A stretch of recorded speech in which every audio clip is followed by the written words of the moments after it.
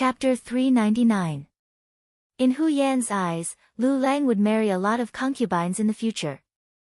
As the legal wife, she was also his wife. What she could do was to arrange such things. At least, she could not let outsiders say that she was a jealous woman. This was also one of the responsibilities of a legal wife. It was because of this that she asked about Su Munaer. Hu Yan did not know what Yang Qindong was thinking, so she naturally said that she did not know what to do. On the other side, Madame Xue, who was being hugged on the other side, said in a low voice, "Husband, sister, I think Miss Su is very good, especially her singing and dancing skills. I can't compare with her." "Silly girl, there are many people who are good at singing and dancing in this world. Does it mean that they are all good people?" Yang Qindong could not help laughing after hearing Madame Xue's words. "No, I can feel that Miss Su is kind in nature, but I just feel that she has something on her mind. She always gives people a feeling that she is neither close nor distant." Madame Xue was afraid to leave a silly impression in Yang Qindong's eyes, so she explained in a low voice. As soon as these words were said, Yang Qindong's expression became much more serious. Even Madame Xue could feel it. It seemed that Miss Su's mind was not small. It was not good for her health if it went on like this for a long time. Should he do something? Or could it be that some things could be laid out in the open? At this moment, many plans flashed through Yang Qindong's mind. Su Munaer's matter was about to be destroyed along with the Huang bandit army. It was time to solve it. On the official road from Gaozhou to Laizhou, nearly 100,000 people were walking slowly. They had not had a good rest for 2 days and 2 nights. The mental state of the whole team was depressed to a certain extent. Huang Yuliang, who was riding on the horse, looked at all this anxiously. He could not see where the bright future lay. More importantly, the 2,000 trusted subordinates he sent out had already sent back news that they had arrived at Laizhou Prefecture and discovered the presence of the Ming army. However, their numbers did not seem to be large and they might have a chance to attack the city. However, when it came to military operations, they still needed the young master to personally give the order. After all, they originally only wanted to complete the reconnaissance mission. "Young master, the team's condition isn't good. Even if we reach Laizhou, I'm afraid we won't be able to complete the mission." Zhu Fangyong followed beside Huang Yuliang and said with a worried expression. "General Zhu, do you have any ideas?" Huang Yuliang placed his last hope on Zhu Fangyong. "Young master, I have a suggestion. We should pick out some elite soldiers and arrange for them to rest. Then, we should rush to Laizhou city first and attack that place. Only then will the army have a way out." Zhu Fangyong said with a serious expression, as if he was worried about the army and the people. "All right, then I'll have to trouble General Zhu to lead the team. At this time, only General Zhu can do things personally to make this young master feel at ease." Nodding lightly, Huang Yuliang placed his last hope on Zhu Fangyong. The 4 heavenly kings under him had either died in battle, been captured, or disappeared. There were not many people in the army that he could truly trust. Even Zhu Fangyong could not make him completely trust him. However, at this moment, Huang Yuliang did not have any other choice. He could only take a gamble. This. Zhu Fangyong did not immediately agree. Instead, he said with a thoughtful expression, "I do not dare to disobey young master's orders. However, if we want to storm Laizhou Prefecture, I'm afraid we will need young master's 2,000 trusted soldiers. If I may be so bold, I would like to ask young master to write a letter and have those people listen to your orders." Frowning, Huang Yuliang said with some suspicion, "Do we really need these 2,000 trusted soldiers to act personally? Can't General Zhu take a few more people from the army to storm the city?" Huang Yuliang didn't seem willing, and this was within Zhu Fangyong's expectations. Therefore, after hearing Huang Yuliang's words, Zhu Fangyong had an awkward expression on his face. "Young master, as you can see, the army has been rushing through the night, and their condition is no longer the same as before. If we don't attack Laizhou city in one go, I'm afraid that the morale of the army will be shaken. If that happens, I'm afraid that the situation won't be good. Zhu Fangyong's words were very reasonable. The art of war was about winning a battle in one go. Once the battle became a battle of attrition, there would be pursuers behind and obstructions in front. The current Huang bandit army would not be able to handle it. For the sake of the big picture and his own safety, Huang Yuliang lowered his head and thought for a few breaths of time. Then, he nodded and said, "Fine, since this is the case, I will hand the 2,000 men over to General Zhu. I wish you victory." "As you wish."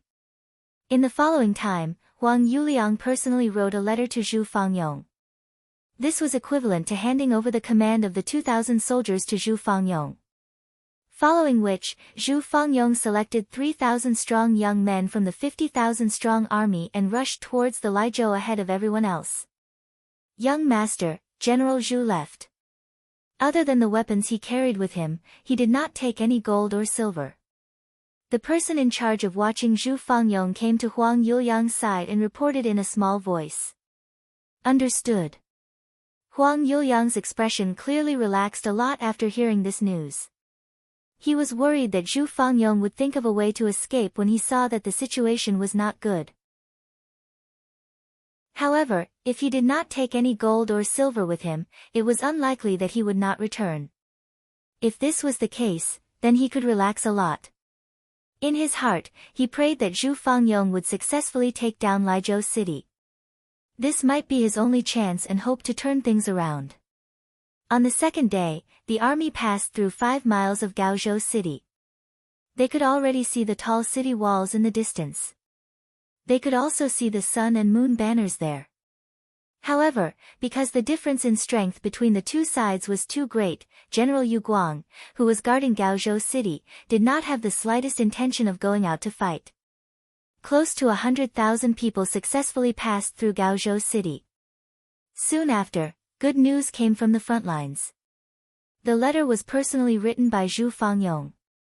He said that he brought people to Laizhou city in the night. After reporting to his 2,000 soldiers, he launched an attack on the city at dawn. Because the soldiers sacrificed their lives and there were not many Ming dynasty soldiers guarding Laizhou city, the battle ended in one battle. Laizhou city was now in the hands of the Huang bandit army. Ha, good, good. Seeing this news and seeing that the army had successfully passed through Gaozhou city, the tiredness of the past few days was swept away. Huang Yuliang finally saw a new hope. Pass down the order, the army will speed up. The sooner we reach Laizhou city, the better we can rest there and sleep for a few days. After the order was passed down, everyone's eyes were filled with hope. Their speed was even faster than before. After having a goal and hope, everyone's potential was also stimulated. Originally, it would have taken 3 days to complete the journey. However, on the second night, the army arrived at the Laizhou prefecture city. Looking from afar, the city gates were wide open. A group of Huang bandit army were holding torches on both sides of the city gates, welcoming the young master and the army. Ha, good, good. Although Huang Yuliang was very tired, at this moment, it was as if he had the final radiance of the setting sun. His face revealed an excited and relaxed expression. From afar, Zhu Fangyong and a group of followers appeared. When they were 3 steps away from Huang Yuliang, they half knelt on the ground. Then, they raised their head and said, "Young master, I did not disappoint you and took down Laizhou city. Right now, the city has already prepared hot food and water. We are just waiting for the army to settle in and rest." Good, good. General Zhu, you have worked hard. Huang Yuliang said a few more times. Then, his gaze seemed to casually fall on the welcoming army. He frowned slightly. He did not see the presence of his 2,000 soldiers. Huang Yuliang's suspicious gaze fell on Zhu Fangyong's eyes, and he also felt that something was amiss.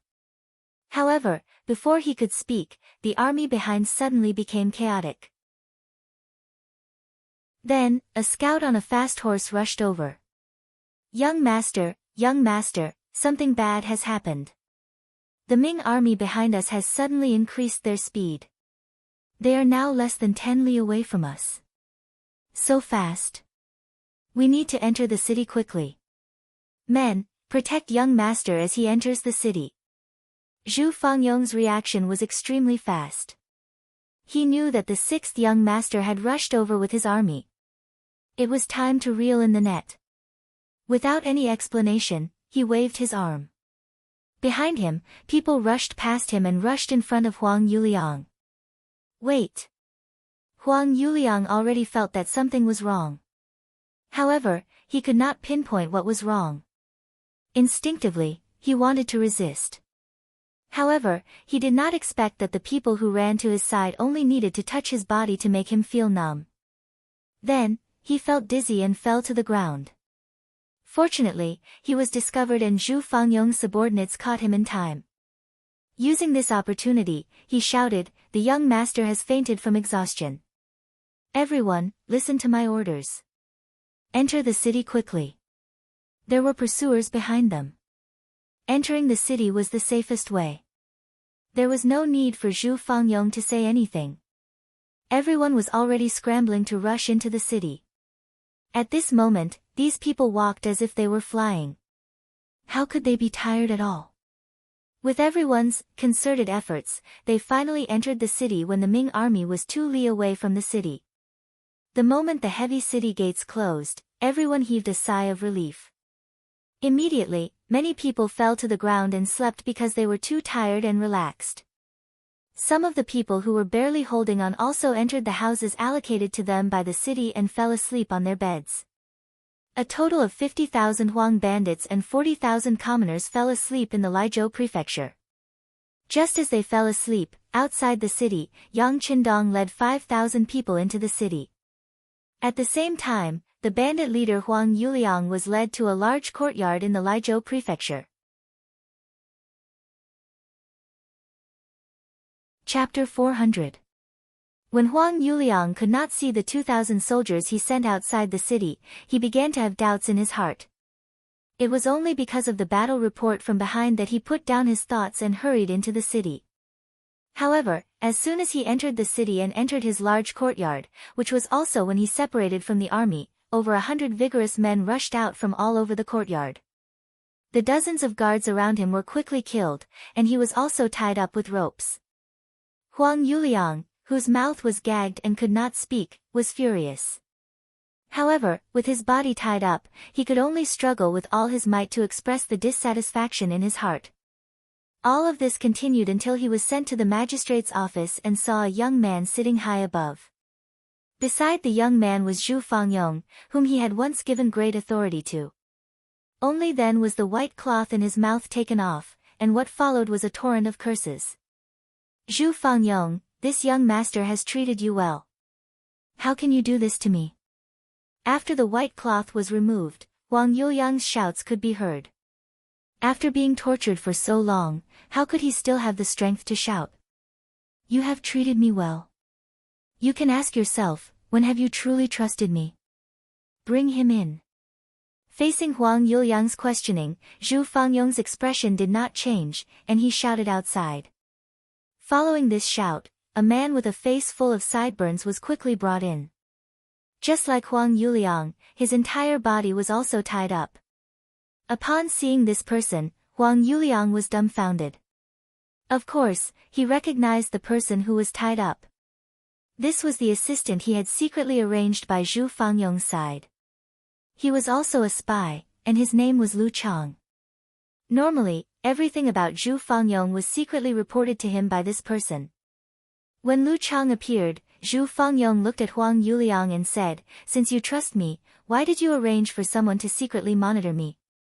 Moreover, you even ordered him to kill me on the spot if he discovered that I had any thoughts of rebelling. Can this also be called treating people well?" These words were naturally from Lu Chang. Hearing this, Huang Yuliang knew that there was no way to salvage the situation. He didn't want to dwell on this matter anymore. Instead, he changed his tune and scolded, "Zhu Fangyong, you are a despicable person who betrays his master for glory. Today, you can betray me to curry favor with the southern Ming Empire. Who knows if you will betray your current master to curry favor with someone else one day. You are such a two-faced person. You have no ruler, no father, no heaven, and no earth. You deserve to be punished by everyone. This was Huang Yuliang's counterattack before his death. When he knew that the matter was over and everything was irreversible, he set up another trap before his death. He could already tell that the one in control here was not Zhu Fangyong, but the young man sitting at the head of the table. Even so, his accusation before his death would definitely be like a thorn in the young man's heart. Once there was an opportunity, today's words might become the step that would lead Zhu Fangyong to the guillotine. Zhu Fangyong understood the meaning behind Huang Yuliang's words, and his face turned ugly. Although he was ordered to go undercover this time, in order to gain Huang Yuliang's trust, he had indeed put in some effort and emotions. He had even said some overboard words. However, that was only because the situation forced him to do so. However, if someone were to repeat what he had said back then, he wouldn't be able to defend himself even if he had 100 mouths. When Huang Yuliang's expression changed, he also laughed out loud. He noticed that not only did Zhu Fangtong's expression turn ugly, but the young man sitting at the head of the table also had an unhappy expression. Did this not prove that the thorn he planted had already taken effect? Ha ha ha ha. Just as Huang Yuliang's laughter sounded, another loud laugh followed, and it quickly drowned out his laughter. This voice came from Yang Qindong, who was sitting at the head of the table. Yang Qindong's sudden laughter stopped Huang Yuliang's laughter. He looked at the young man with a puzzled expression. He couldn't understand why the other party was laughing, and he couldn't tell what was going to happen next. Ha, very good, very good. As expected of someone who could become a bandit leader. This psychological attack is indeed powerful. It's just that your calculations are wrong. Battalion Commander Zhu was originally arranged by me to be by your side. Everything he did and everything he said was approved by me. Perhaps in the process of carrying out the mission, he had no choice but to use some tricks. However, that was also to better complete the plan. Now that you have been captured and kneeled in front of me, it is clear proof. Yang Qindong, who was laughing loudly, first proved Zhu Fangyong's innocence. He explained that Zhu Fangyong had become a spy completely under his orders, and everything he did was to complete the mission. With this, he placed Zhu Fangyong in an extremely high position. Next, Yang Qindong continued to speak in order to prevent any future troubles. Zhu Fangyong will be the deputy commander of the Cold Vanguard 2nd Regiment, and will be awarded the rank of lieutenant colonel in recognition of his outstanding contribution in eliminating the Huang bandit army. From now on, no one is allowed to mention that Deputy Commander Zhu was a spy in the Huang bandit army. If anyone dares to disobey this order, they will be punished according to military law. Now, I will have to trouble Deputy Commander Huang to personally kill Huang Yuliang in the lobby and draw a perfect conclusion to this matter. First, he placed Zhu Fangyong in a righteous position so that he could be justified in his actions. Next, he praised and promoted him to show that he had done a good job. Next, he warned the others that this matter was over, and if anyone dared to bring up the old scores, they would be severely punished. Finally, he arranged for Zhu Fangyong to chop off Huang Yuliang's head. This way, he would really be cut in half. Zhu Fangyong heard Yang Qindong's painstaking efforts and knelt on the ground with a thud. Thank you, 6th young master, for your trust. Zhu Fangyong will never be able to repay your trust even if I die 10,000 times. That's enough. From now on, you will be a high-ranking officer in the Cold Vanguard Army. Don't talk about death so casually. Beta Persei, give Deputy Commander Zhu a knife so that he won't continue to be noisy. Yang Qindong looked at Zhu Fangyong with a smile and handed over a steel knife. Holding the steel knife, Zhu Fangyong walked to Huang Yuliang, who was kneeling on the ground, with a ferocious expression. Feeling the aura of death, Huang Yuliang no longer spoke as confidently as before. Instead, he peed and pooped all over the ground. General Zhu, on account of the fact that I have treated you well in the past, please plead for mercy for me. As long as you don't kill me, I will do whatever you want me to do in the future. Hey, despicable person, die. After Zhu Fangyong's loud shout, a silver light flashed and a large head was separated from his body. Fresh blood spurted out from the neck and covered Zhu Fangyong's face and body. Huang Yuliang was dead. His death represented the official end of the so-called Guangdong uprising that had caused chaos in Guangdong for nearly 2 years. It also meant that the Huang father and son had completely retired from the stage of history. Now that Huang Yuliang was dead, the next step was to deal with the entire Huang bandit army.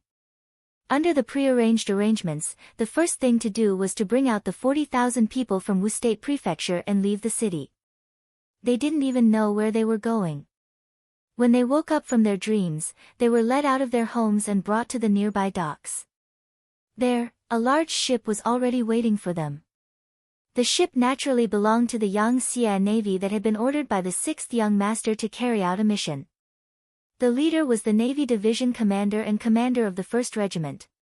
At the same time, he was also the person in charge of the Navy. He was also one of the first people to follow Yang Qindong, Gao Xiong. It had been more than 2 years since they last saw each other. Now, they could finally see the glory of the 6th Young Master. Gao Xiong stood his ground and used his authority to take the initiative to come to Laizhou Prefecture to pick up people.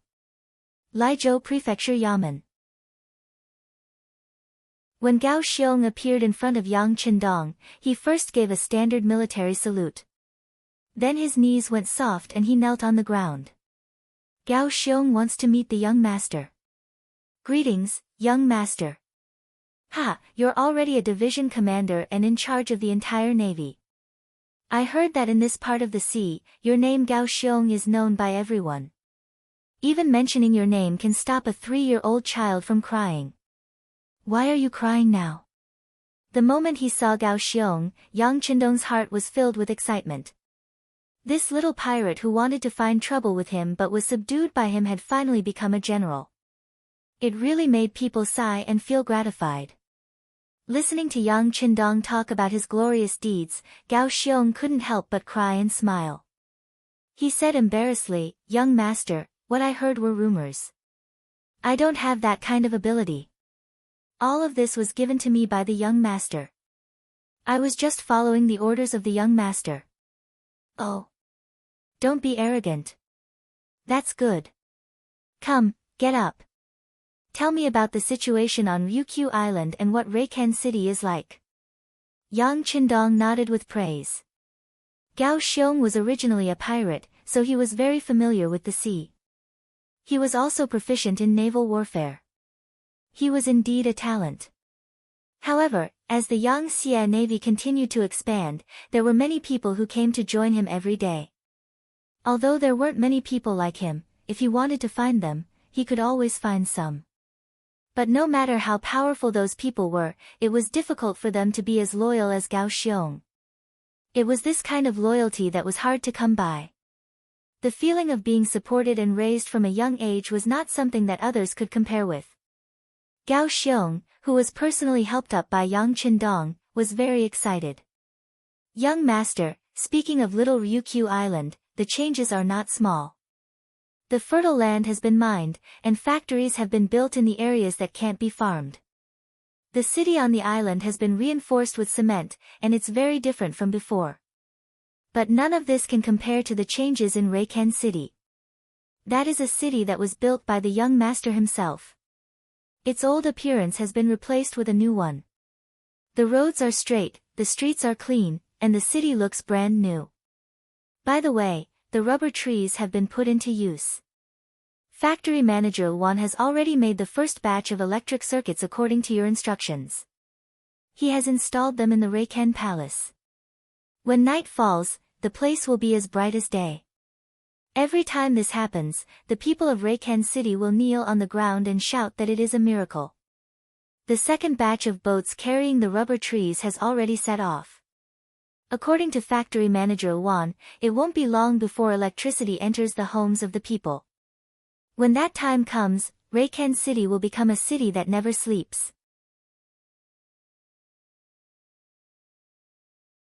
Chapter 401.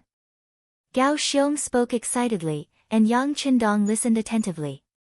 From time to time, he would give some suggestions. Tell manager Wan that the rubber trees can also be cultivated. If the climate is suitable, they will survive very well. Transporting them so far by sea is not a long-term plan. While the master and servant were chatting, the Liezhou citizens were also forcefully sent onto the ships. When they were being moved from their ancestral land, many of them had expressions of reluctance. There were even some who resisted. However, Yang Qindong believed that once they reached Ryukyu Island, they would know what a true paradise was. At that time, even if they were chased away, no one would want to leave. Moreover, before long, being able to reach Ryukyu Island would become a symbol of glory. At that time, it would be difficult for anyone to snatch such an opportunity. 40,000 civilians of Wushou Prefecture, 50,000 civilians of Liezhou Prefecture, and 50,000 Huang bandits under strict supervision boarded the ships. They would become another batch of residents of Little Ryukyu Island, making their own contributions to the development of the island. 90,000 citizens were easier to deal with, but 50,000 Huang bandits was a headache. Although there were many young people among them, there were also some who were brave and ruthless. For this reason, Yang Qindong specially arranged for Zhu Fangyong to follow them to the island. After all, he had led them before and was familiar with their situation. However, before they boarded the ship, Yang Qindong still instructed Zhu Fangyong, if they have a kind nature or can be changed, we can spend some effort to help them. However, if they have an impure heart, we can sentence them based on their past actions. If they have committed heinous crimes, we can kill some of them. If they haven't committed heinous crimes, we can arrange for them to serve their sentences. Isn't there always a shortage of people to build roads? We can arrange for them. Fortunately, during the last battle of Wuzhou, Zhu Fangyong had already arranged for some uncivilized people to fight against the Ming army. Both sides had suffered great losses, and most of the troublemakers had been dealt with. The following work shouldn't be too difficult. Work went on in an orderly manner. In order to complete the mission, Gao Xiong had brought along 2 battalions of the Navy's Cold Front, as well as 3 auxiliary battalions. With them and the fact that most of the people being transported were civilians, there was no need to worry about their safety. It's time to solve her problem. With a sigh, Yang Qindong led Tiger's Mane, Beta Persei, and the others to the backyard of the Liezhou government office. Su Maner had just entered the city with Hu Yan and Madame Shui. She was still settling down and tidying up. Little Yun, bring a basin of clean water over. The windowsill is really too dirty. Hearing the sound of footsteps behind her, Su Maner said without turning her head. However, since she had already said that, she quickly stood there and did not move. After about 2 or 3 breaths of time, she slowly turned around with a nervous expression. You've come. Naturally, the person who came was Yang Qindong. Gao Xiong and the others were about to leave, and it was very likely that they would be busy with the matters in Yunnan. Naturally, it would not be good for Su Maner to stay in the military camp. Besides, he already had a rough idea of the other party's intentions. There were some things that should be resolved, and it would not be good to drag things on. Yang Qindong saw the graceful Su Maner turn her head. She was still as stunning as ever. He couldn't help but take a few more glances and make a soft sound of agreement. Su Maner was naturally not prepared for Yang Qindong's arrival. Previously, she had heard that he had gone to busy himself with military matters. Now, he had suddenly appeared in her boudoir. How could she not be shocked? She was even a bit nervous. Her gaze seemed to involuntarily glance outside. When she saw that it was still afternoon and not dark time for bedtime, she couldn't help but let out a long sigh of relief. She thought to herself, no matter how anxious she is, she can't possibly do anything to me right now. As a gentleman, he had to have his own demeanor. As she had not expected this, Su Maner was first nervous. However, her experience quickly took effect. Her expression started to return to normal. Her hands and feet were also very nimble as she prepared a cup of tea and brought it to Yang Qindong. Lord Imperial Envoy, please have some tea. How many times have I told you? You can call me the young master of the Yang family, or you can call me the East Marshal. Lord Imperial Envoy is an official title. It is not something a beautiful woman like you should call me. Yang Qindong's voice was still ringing in her ears. However, his hand had already pressed down on the teacup. Then, his other hand seized the opportunity to grab Su Maner's jade arm and did not let go. Ah! Who would have thought that Yang Qindong had lost his usual demeanor and was actually committing lewd acts in broad daylight? Su Maner, who was completely unprepared, couldn't help but cry out in shock. Qing! East Marshal, what are you doing? What do you think I'm doing? Didn't you come to my side to serve me? Yang Qindong asked with interest.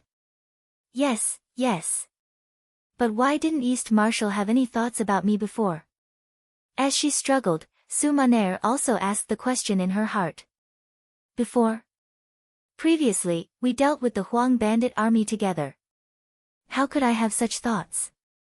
Now that the overall situation has been decided, I naturally have to do what needs to be done. Come, beauty. At this moment, Yang Qindong had changed his usual gentle demeanor. It was as if he was a completely different person. He became impatient. Yang Qindong's change was too great. If Hu Yan and Lady Shui were here, they would definitely find it very strange. In the end, Su Maner still didn't know much about him. She thought that this was his true appearance and that she had seen through his nature. At the same time, there was a faint excitement in her heart. She had been arranged to be by Yang Qindong's side. Her purpose was to kill Yang Qindong at the last moment. At the same time, she wanted to end the Southern Ming dynasty's future troubles. At the same time, she also wanted to fulfill her wish of repaying the debt of gratitude. With this thought, she had already imagined the scene of her killing Yang Qindong countless times in her mind. She had even imagined what she should do now when the other party was careless. On the surface, Su Maner appeared very nervous.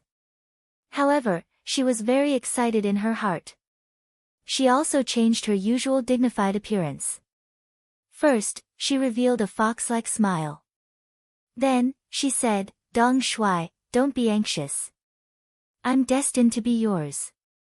However, even if it's my first time, I have to leave a good impression.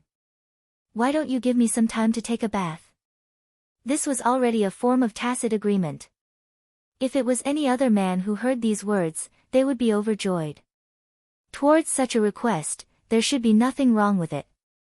However, in front of Yang Qindong, he didn't act according to common sense. Instead, he shook his head anxiously. There's no need to take a bath. You already smell very good. I can even smell the scent coming from your body. Why don't we go directly to the bed? As he spoke, Yang Qindong actually used a little strength and hugged Su Maner by the waist. Then, he laughed loudly and walked towards the wooden bed not far away. You are really impatient. A hint of anger flashed across Su Maner's eyes. Then, she regained her composure. Not only that, she even cooperated and stretched her arm backwards. Then, she touched Yang Qindong's waist. She looked as if she was trying to cater to him. Pooh! Just as Yang Qindong was laughing loudly and feeling pleased with himself, the sharp hairpin suddenly pierced into his waist. On the hairpin was Su Maner's tightly clenched arm. At this moment, she no longer had the expression of cater to him. Instead, she was glaring angrily. Then, a look of relief appeared on her face. Plop! After being pierced by the hairpin, Yang Qindong seemed to be seriously injured. His hands suddenly became weak. Then, he threw Su Maner from his arms to the ground. Then, he took a few steps back. You want to kill me? Why? With a face full of doubt, Yang Qindong widened his eyes. It was as if he couldn't believe what was happening in front of his eyes. There's no why. It's just because you have to die. Su Maner, who had climbed up from the ground, gritted her teeth and said. Then, she laughed loudly as if she had lost her mind.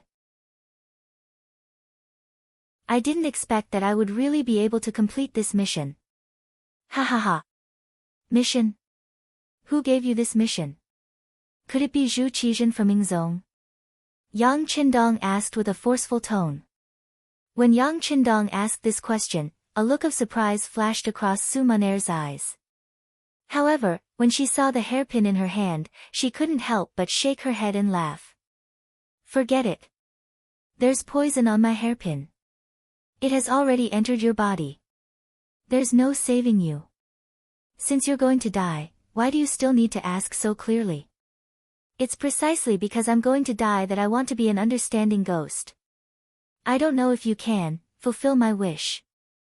As Yang Qindong staggered, he kicked over a wooden stool as he retreated.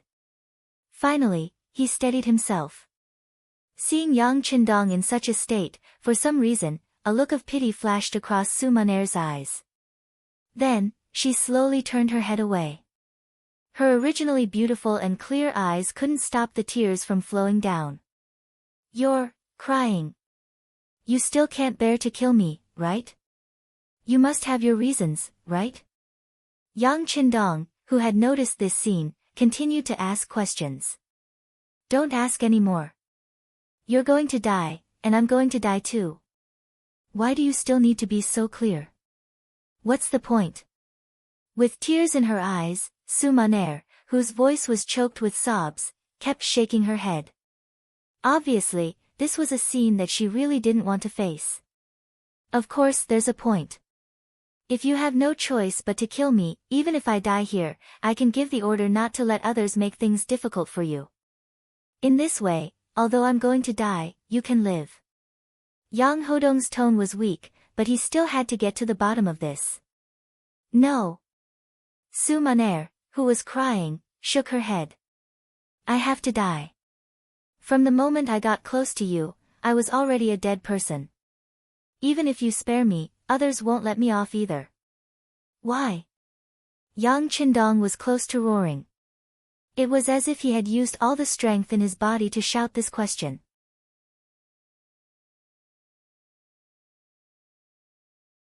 Chapter 402. Perhaps it was because this shout was too soul-stirring, or perhaps it was because Su Maner had too many things in her heart and wanted to find someone to confide in before she died. She said with tears in her eyes, do you know? Just before today, I thought that I could live for a while longer because it was too difficult to kill you. You weren't like other men who were greedy for my beauty. I couldn't even get close to you, so how could I kill you? So I thought that I could continue living. I even thought that there would be a day when I would have feelings for you and give up the idea of killing you. But today, you finally revealed your true colors. So, you must die. So, you don't deserve to know the reason. Towards the end, Su Maner also used a roaring voice to reply.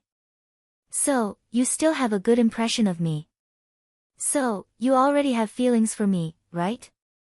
Is there any use in saying all this now? You and I are both people who are about to die. She shook her head instinctively. But suddenly, Su Maner's expression changed. She was shocked to discover that the current Yang Qindong was no longer as weak as before. On the contrary, his tone was calm. It was as if he had returned to his original expression of strategizing. At this moment, Yang Qindong was also staring at Su Maner. When he saw how shocked she was, he asked, what you meant just now was that you have feelings for me and if I don't die, your mission won't be completed. So, you don't have to die, right? Yes. Instinctively, Su Maner nodded. Good. Then, young master won't die. So, you don't have to die either, right? Yang Qindong also nodded. Then, he picked up the wooden stool that he had kicked down and casually sat on it. At this moment, he didn't look like he was seriously injured at all and was about to die. All of this fell into Su Maner's eyes, causing her to wonder if she was hallucinating. She first rubbed her eyes hard, then said, that's impossible. My hairpin has a huge poison on it. Once it pierces into a person's body, they will be poisoned to death. But what if it doesn't pierce into your body? Yang Qindong answered this question as he took off the bulletproof vest he was wearing. Since he wanted to have a showdown with Su Maner and knew that she might try to kill him, how could he not be prepared? If I don't die, does that mean that you don't have to die? The moment Yang Qindong stood up, Su Maner had already been petrified on the spot. First, she revealed an expression of disbelief, then her eyes were empty. It was as if all the energy in her body had been sucked out at this moment. With a plop, she sat down on the wooden chair behind her. At this moment, even Su Maner herself did not know what she was thinking. Was it the feeling of her plan failed? Or was it disappointment with a hint of joy? She couldn't explain all of this clearly. All she knew was that the moment she stabbed out with the hairpin, her heart had indeed ached fiercely. Even the words she said at the end were said in an emotional state. She was afraid that she had already forgotten how many of them were from her heart, and she was even more unable to face them. Now, Yang Qindong was actually fine. That meant that she hadn't completed her mission. Then, she should be sad right now. But why was there a hint of joy in her heart that she couldn't explain? Su Maner sat back down on the stool. It was Yang Qindong's turn to speak with assurance. You don't have to ask why I'm prepared. I still have many tricks up my sleeve. Otherwise, I wouldn't have lived until today. I actually know some things about you long ago, so I can understand you. You must have your own difficulties. Now, I'll give you a chance. Tell me everything. No matter what the reason is, I can promise that I won't kill you. Yang Qindong's words rang out in the lady's boudoir, but he didn't get any response from Su Maner. She just sat there in a daze, with a dull look in her eyes. What's wrong? Why aren't you saying anything? Didn't you say that you have a mission? What kind of mission is this? As Yang Qindong spoke, he moved closer to Su Maner. He could feel the struggle in her heart and could also imagine the entanglement in her heart. He was a little worried that she might suddenly commit suicide. He slowly moved closer and was prepared to make a move at any time. Yang Qindong's footsteps got closer and closer. The distance of 5 to 6 steps took him 3 breaths' time. Just as he was about to rush over and grab Su Maner, the lady's sleeves suddenly trembled and a copper hairpin appeared. However, this time, the hairpin that appeared did not have any intention of targeting Yang Qindong. Instead, it changed its direction and placed it on her neck. Su Maner's originally expressionless face also had a hint of blood. Don't come over. I've let you down. I'll commit suicide in front of you. I just hope that you won't make things difficult for my maid, Xiao Yun. Just pretend that I've never appeared here. Wait. The moment Su Maner finished speaking, the hairpin had already moved towards her snow-white neck. However, at the same time, Yang Qindong's shout rang out. If you don't say anything and just die like this, in order to find out the reason behind this, it's inevitable that I'll do something to your maid. So, you can't die yet? At least, you can't die before you tell me the reason. Yang Qindong's unconventional method of wanting to save Su Maner was a little cold-blooded, but it was still a method. However, in front of Su Maner, who was determined to die, its effect was very limited. Not only did she look as if she did not listen to him, she even said with a sorrowful expression, "Why? Don't I even have the right to choose to die?" After saying that, a look of resentment flashed across Su Maner's eyes, as if she was complaining about how unfair the heavens were to her. Since they had allowed her to be born, why did they have to torment her like this? The light that flashed across Su Maner's eyes gave Yang Qindong a bad feeling. He could seriously say that this woman really wanted to die. If that was the case, it would be difficult to move her no matter how much he said now. Then, what should he do? Just as Su Maner was determined to die and Yang Qindong was at a loss of what to do, the maid, Xiao Yun's shout suddenly came from outside the room. "Miss, are you inside?" "Ugh." Xiao Yun, who had shouted halfway, immediately stopped moving. It was obvious that Tiger's Mane and Beta Persei, who were supposed to be outside, had stopped her. The moment the two of them made a move outside, Yang Qindong, who was inside the room, also moved. With a big stride, he crossed the distance that he would usually need to take 3 steps, and appeared beside Su Maner like a gust of wind. It was Xiao Yun's shout just now that caused Su Maner's face to become slightly absent-minded. This sudden opportunity was seized by Yang Qindong. He flew over and came to Su Maner's side, reaching out his hand to snatch the hairpin. Yang Qindong's speed was already very fast, and he had grasped the opportunity very accurately. However, it was as if there was God's will in the unseen world. Just as he reached out his hand to grab it, Su Maner reacted. Her arm suddenly fell, piercing straight towards her neck. Then, as her arm fell, a large hand pushed up and grabbed the delicate hand that was holding the hairpin. Even so, her movements were still slower by half a beat. The hairpin still left a small scratch on Su Maner's fair and flawless neck. Once the scratch was made, fresh blood flowed out of her body. The moment she felt that her neck was a little cold, Su Maner stopped struggling and allowed Yang Qindong to restrain her arm. She also allowed herself to be held in his arms. It's useless. This hairpin is also coated with a strong poison. If it comes into contact with my body, I'll definitely die. Ha, I'm going to die. With an unknown emotion, Su Maner slowly said this. Then, she raised her gaze slightly and looked at Yang Qindong's face and eyes. I'm going to die. In the future, I won't be a threat to you. I won't be in so much pain. To me, this is already a kind of release. Release my ass. Yang Qindong, who had always given off an elegant feeling, suddenly spat out vulgarities at this moment. Then, he roared loudly like a male lion, since you've come to my side, you're my woman. Without my consent, no one can decide whether you live or die. This includes you. But I'm still going to die, aren't I? Seeing that Yang Qindong was angry, a smile actually bloomed on Su Maner's face.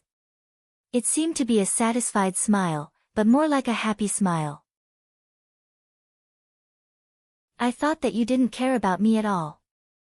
I thought that I couldn't enter your eyes. But now, lying in your arms, I can clearly feel your heartbeat and breathing. I can also feel that you like me, right? As a person who was about to die, Su Maner seemed to be able to finally free her heart. Her words were much more direct than before. Yes, I like you. From the first time I saw you, I was mesmerized by you. Yang Qindong kept nodding and admitting his feelings. And you also like me, right? Otherwise, you wouldn't have cried just now, right? Faced with Yang Qindong's question, Su Maner really wanted to say yes. Through these days of observation and contact, she saw all the good points of this man. He was elegant, polite, and talented. Especially his strategic attitude on the battlefield and his confidence in life with a smile. It was as if as long as he smiled, there was nothing in the world that could be difficult for him. Which young girl wouldn't like a man with such an imposing aura?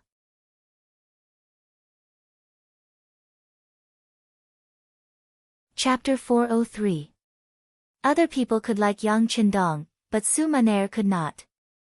Her background meant that her right to like had long been taken away from her. All she had to do was hide the trace of murderous intent in her heart. She had been doing her best to hide her true feelings. Even until her death, Su Maner still did not dare to admit it. Faced with Yang Qindong's question, she could only force a smile. I'm about to die. Is this still important? Your embrace is very comfortable. I want to sleep. I'm already very happy to be able to slowly sleep here. After saying this, Su Maner slowly closed her eyes. At the same time, a drop of sparkling tear slid out from the corner of her eye. Perhaps this teardrop represented her last breath. Perhaps when it fell to the ground, she would stop breathing. No. You can't sleep. Someone come quickly. Yang Qindong knew that if Su Maner closed her eyes and fell asleep now, she would probably never wake up again. Hence, he wanted to stop her from closing her eyes and go to sleep. His shout rang out. Tiger's mane, Beta Persei, and the servant girl, Xiao Yun, who was carried under the blanket like a little chick, rushed into the room. When the three of them saw Yang Qindong with a dark face and carrying the crying Su Maner in his arms, they stood rooted to the ground as if they had been struck by lightning. They did not know what had happened and why they had seen such a scene. Tiger's mane and Beta Persei, in particular, were actually a little anxious at this moment. This was because this was the first time they had seen such a terrifying expression on the young master's face. It was as if he was going to eat a living person. Quick, go find a doctor. Find a doctor who can treat poison. Miss Su is injured. She was hurt by the poisonous hairpin. Go quickly. Yang Qindong, who was almost shouting these words, stretched out his right index finger and pointed outside the door. Oh, Tiger's mane and Beta Persei both agreed readily and turned to leave. At this moment, a weak voice sounded in their ears. Miss should be fine. Not only did Hu Mang and Yang Er, who were about to leave, stop in their tracks, but even Yang Qindong, who looked like he wanted to eat someone, and Su Maner, who was in his arms, widened their eyes at this moment. They looked at the maid, Xiao Yun, who was about to be ignored. Noticing that everyone's gaze was on her, Xiao Yun felt a wave of panic in her heart. She actually lowered her head in fear under such gazes. Raise your head and repeat what you just said, Yang Qindong's voice suddenly rang out, rushing towards Xiao Yun's ears like thunder. Under such a shout, even Beta Persei, who had always had a thunderous voice, felt a sense of inferiority. However, no one cared about the volume of the voice at this time. Instead, they all looked at Xiao Yun, waiting for her answer. Xiao Yun was also frightened by the thunderous voice. She had no choice but to raise her head again. Using her still weak voice, she asked, May I ask if the hairpin that injured the young miss is the one in your hands? That's right, what's wrong?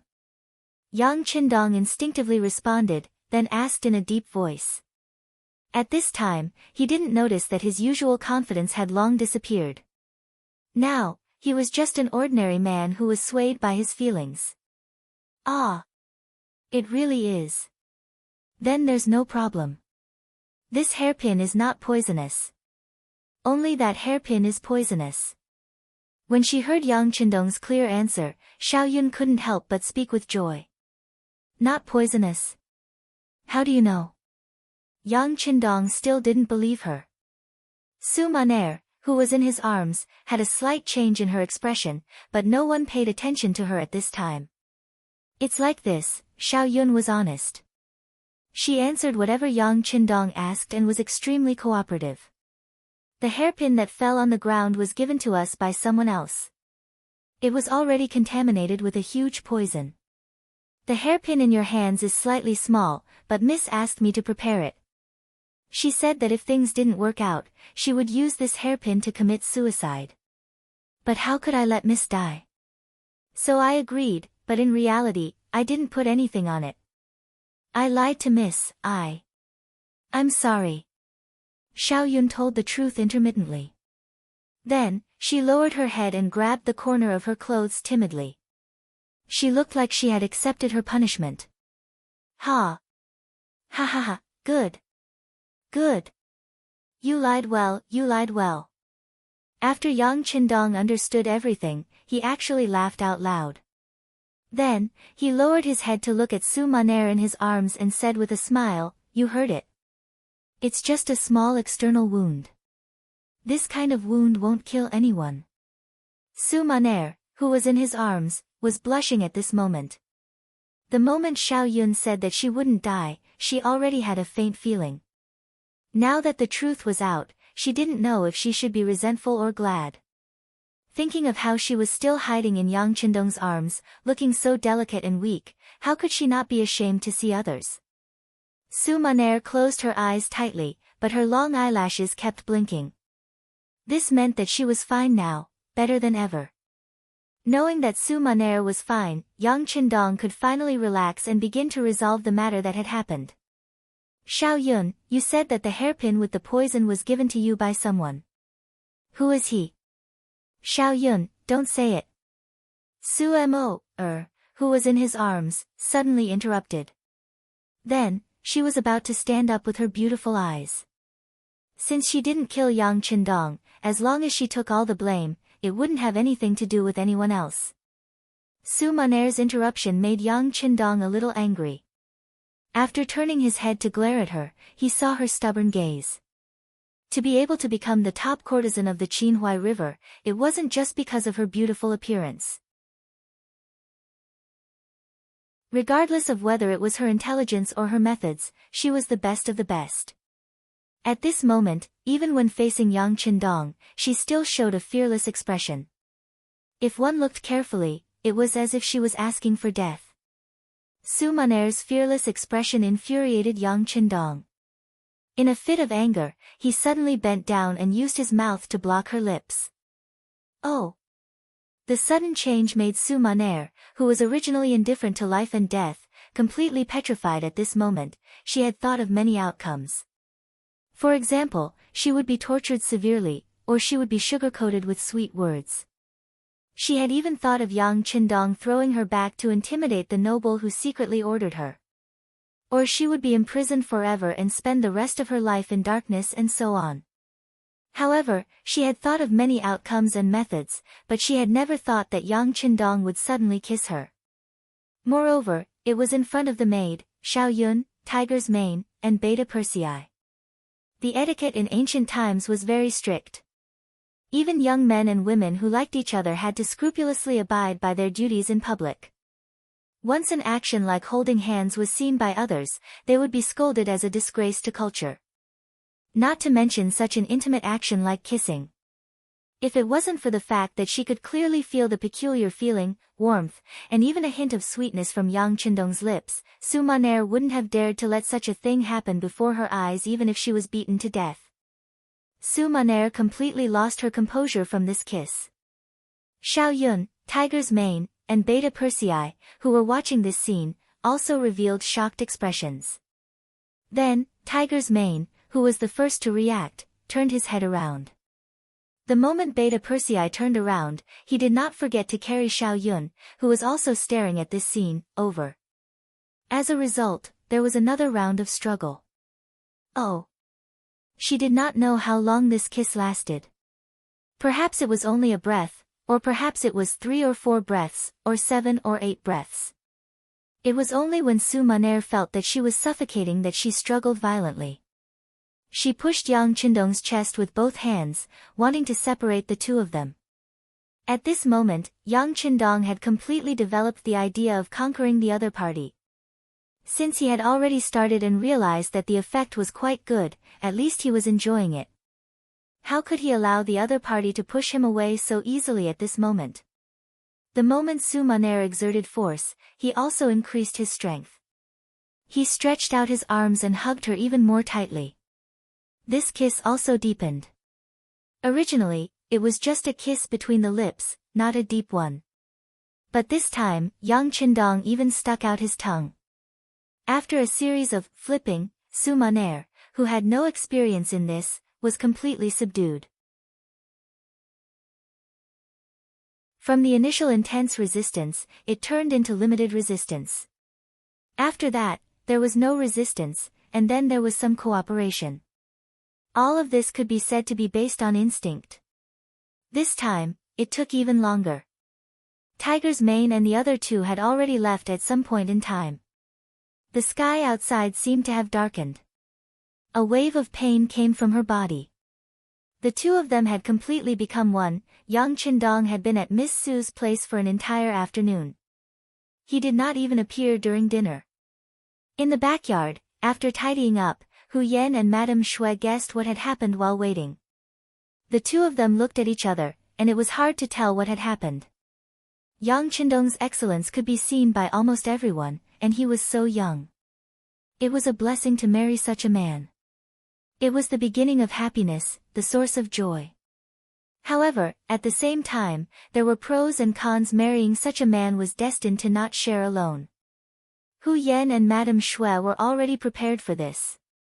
When Su Maner first appeared, they already had this feeling. They just did not expect things to drag on for so long. Alright, sister, let's eat first. Your husband won't be able to come. Hu Yan smiled sweetly. She had already returned to normal.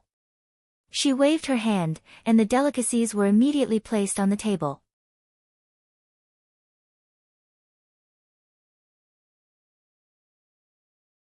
Chapter 404.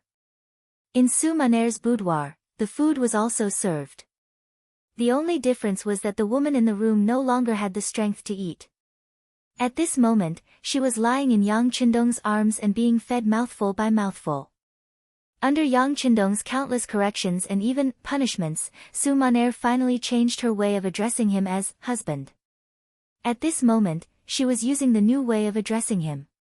Husband, I still have some strength. Don't I need you to feed me? You still have strength? All right then, let's eat in a while and then go through the actions just now. Yang Qindong nodded as if he was serious and put down the bowl and chopsticks in his hands. No. I don't have any strength left. Su Maner naturally knew what Yang Qindong was preparing to do. She was really frightened and kept shaking her head. From the afternoon until now, more than 6 hours had passed. This man was like an ox that did not know fatigue. He did not allow her to rest for even a moment. She finally understood why Sister Hu Yan and Sister Xuan Yangzi usually served him together. This man really seemed to have endless strength and energy. No one would ever know what his background was. Seeing that Su Maner was begging for mercy, Yang Qindong then said with an uncomplaining expression, "Since you don't have any strength, then let your husband feed you." But you will spoil Maner like this," Su Maner said shyly, but her face was brimming with a happy smile. "I want to spoil you. You have indeed suffered too much in the years that I didn't know you. From now on, you will live the rest of your life without worrying about food and clothing. The happiness that you didn't have in the past will be given to you in double. You only need to accept it and don't reject it anymore, okay?" Yang Qindong looked into Su Maner's eyes seriously and said affectionately. There were tears in Su Maner's eyes again. She thought about her previous life. When she was young, she took refuge and had no one to rely on. When she grew up, she had to learn some skills in order to survive. In order to do better, she studied day and night. Later on, when she had a certain reputation, she had to deal with all kinds of men. Sometimes, when she met difficult customers, she would be mentally and physically exhausted. Many sleepless nights because of this, she did not even know what her future life would be like. Would she be like the other older sisters and find a rich man to marry? And then be trapped in a courtyard for the rest of his life? At that time, he was like a small boat floating on the sea, not knowing where his next destination was. Where is the hope of life? What would happen in the future? However, things were different now. She had a husband who loved her dearly. Most importantly, this man was very outstanding. He seemed to be more outstanding than all the men she had met before. Now that he was treating her so well, she really felt like she couldn't find her bearings. "Husband, can you really always treat me well like this?" Su Maner couldn't believe everything in front of her eyes. She was a little worried about her gains and losses. "Of course, I will always treat Maner well. You can rest assured." Yang Qindong chuckled. At this moment, in his eyes, the Su Maner who was bold, wise, and even tolerant had long disappeared. Instead, it was replaced by a petite and lovable woman. But no matter which one it was, he liked her very much. Under Yang Qindong's service, Su Maner ate some food. When the sky was completely dark, the two of them lay on the bed again.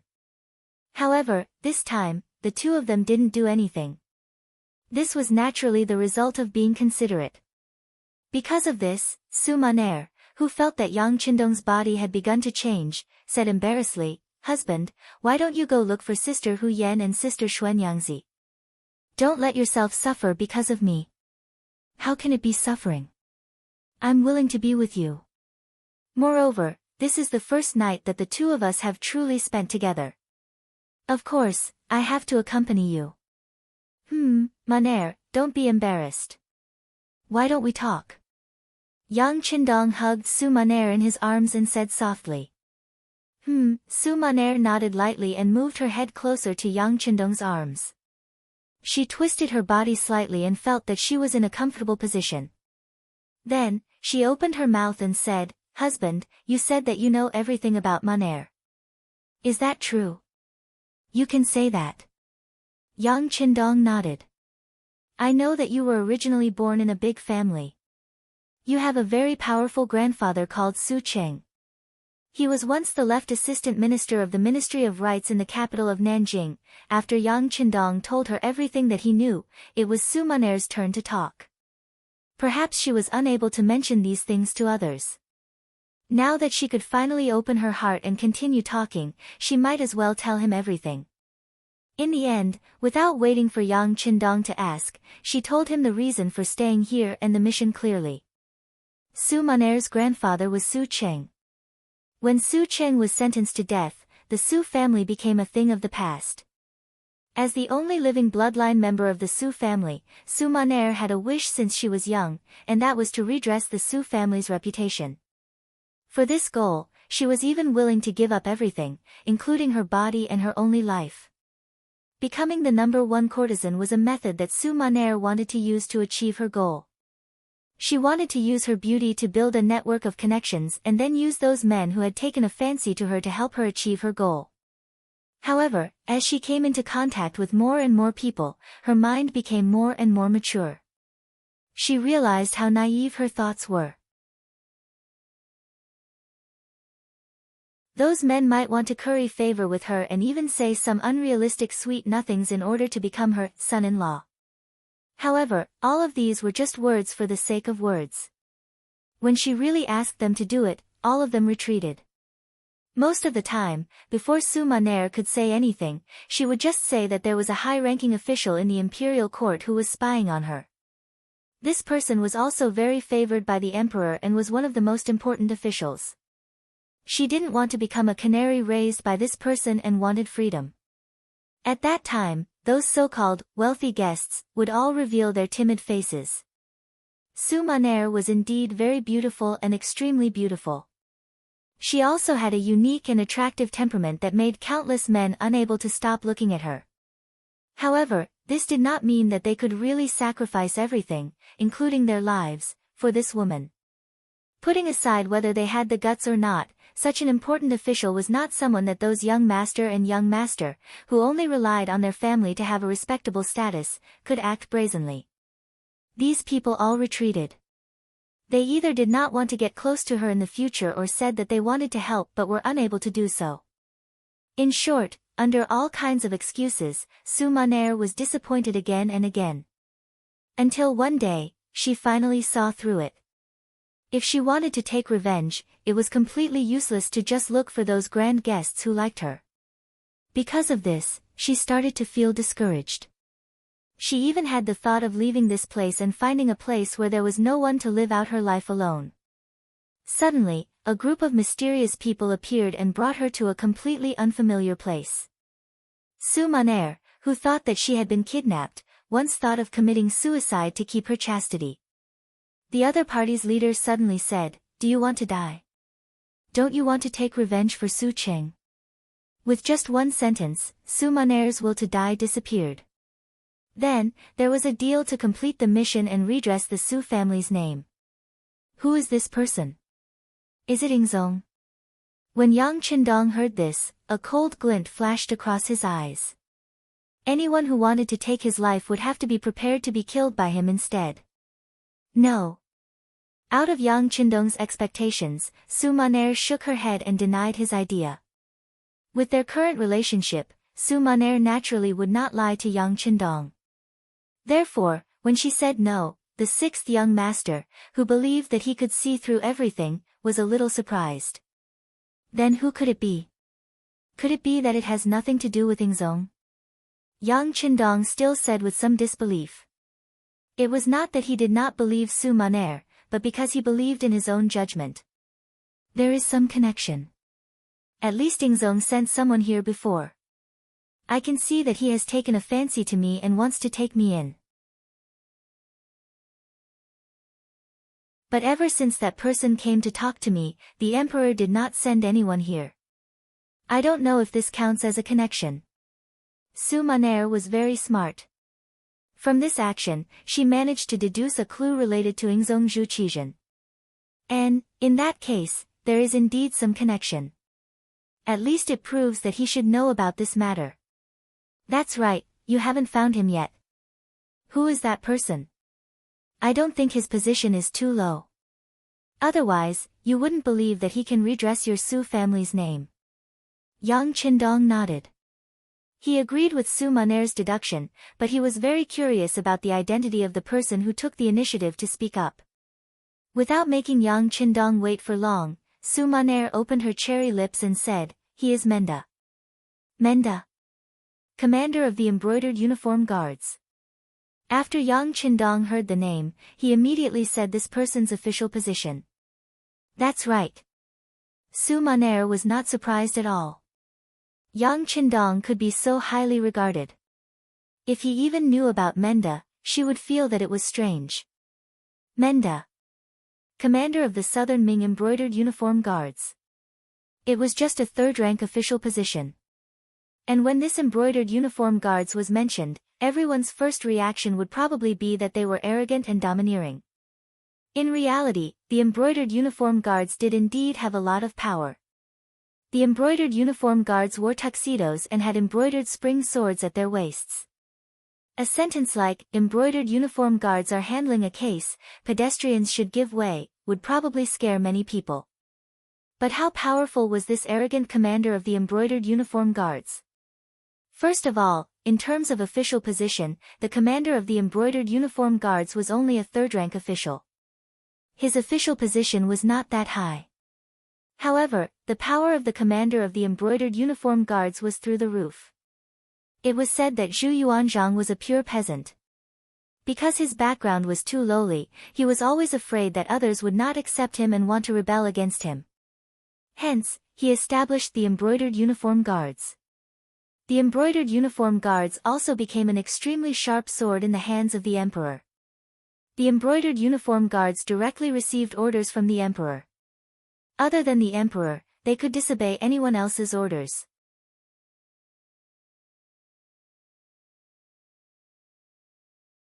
Chapter 405. The authority of the embroidered uniform guard could be said to be a combination of the Ministry of Justice, the Supreme Court, and the Imperial Censorate. They had their own jails, investigation, arrest, and interrogation rights. They directly took orders from the emperor and could arrest anyone, including relatives of the emperor, and conduct secret interrogations.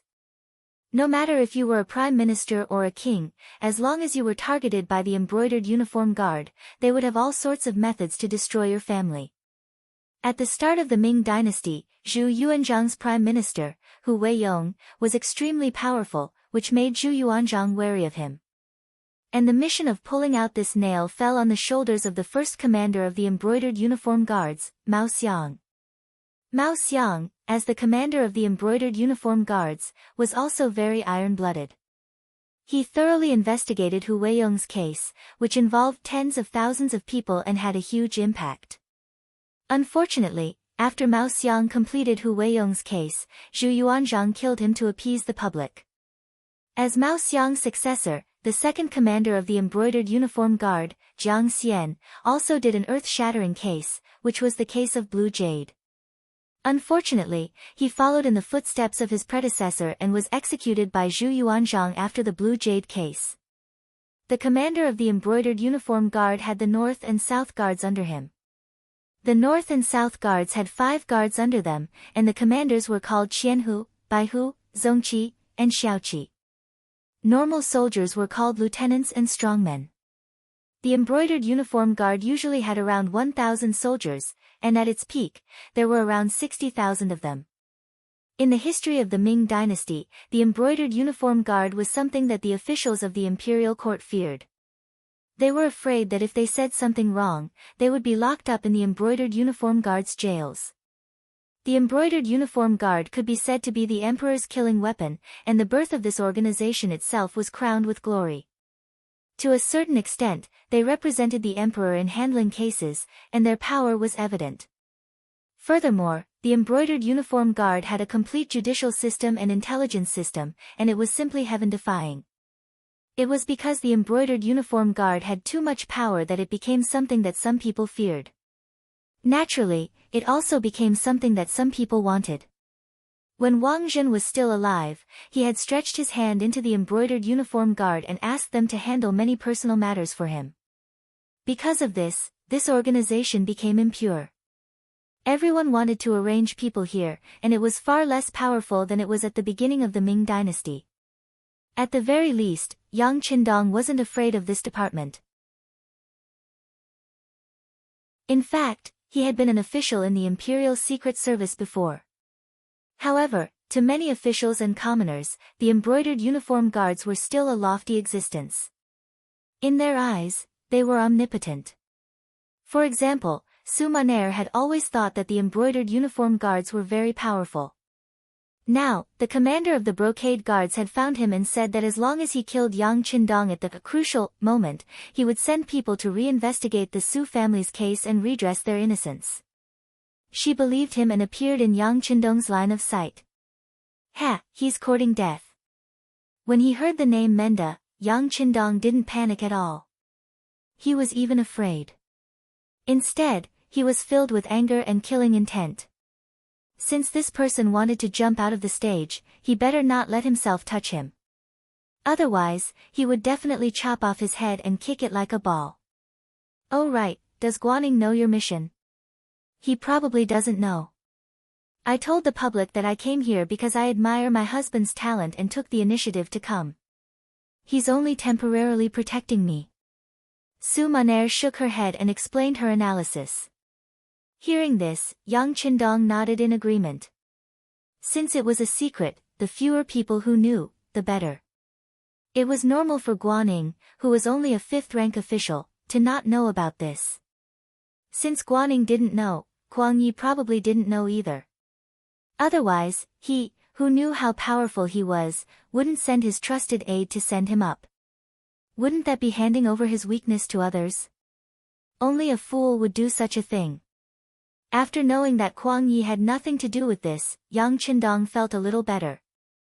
If even this person, who had a friendship with his father and was indebted to him for saving his life, still wanted to kill him, then he would really lose confidence in everyone in the southern Ming dynasty. Oh right, there was also Yingzong.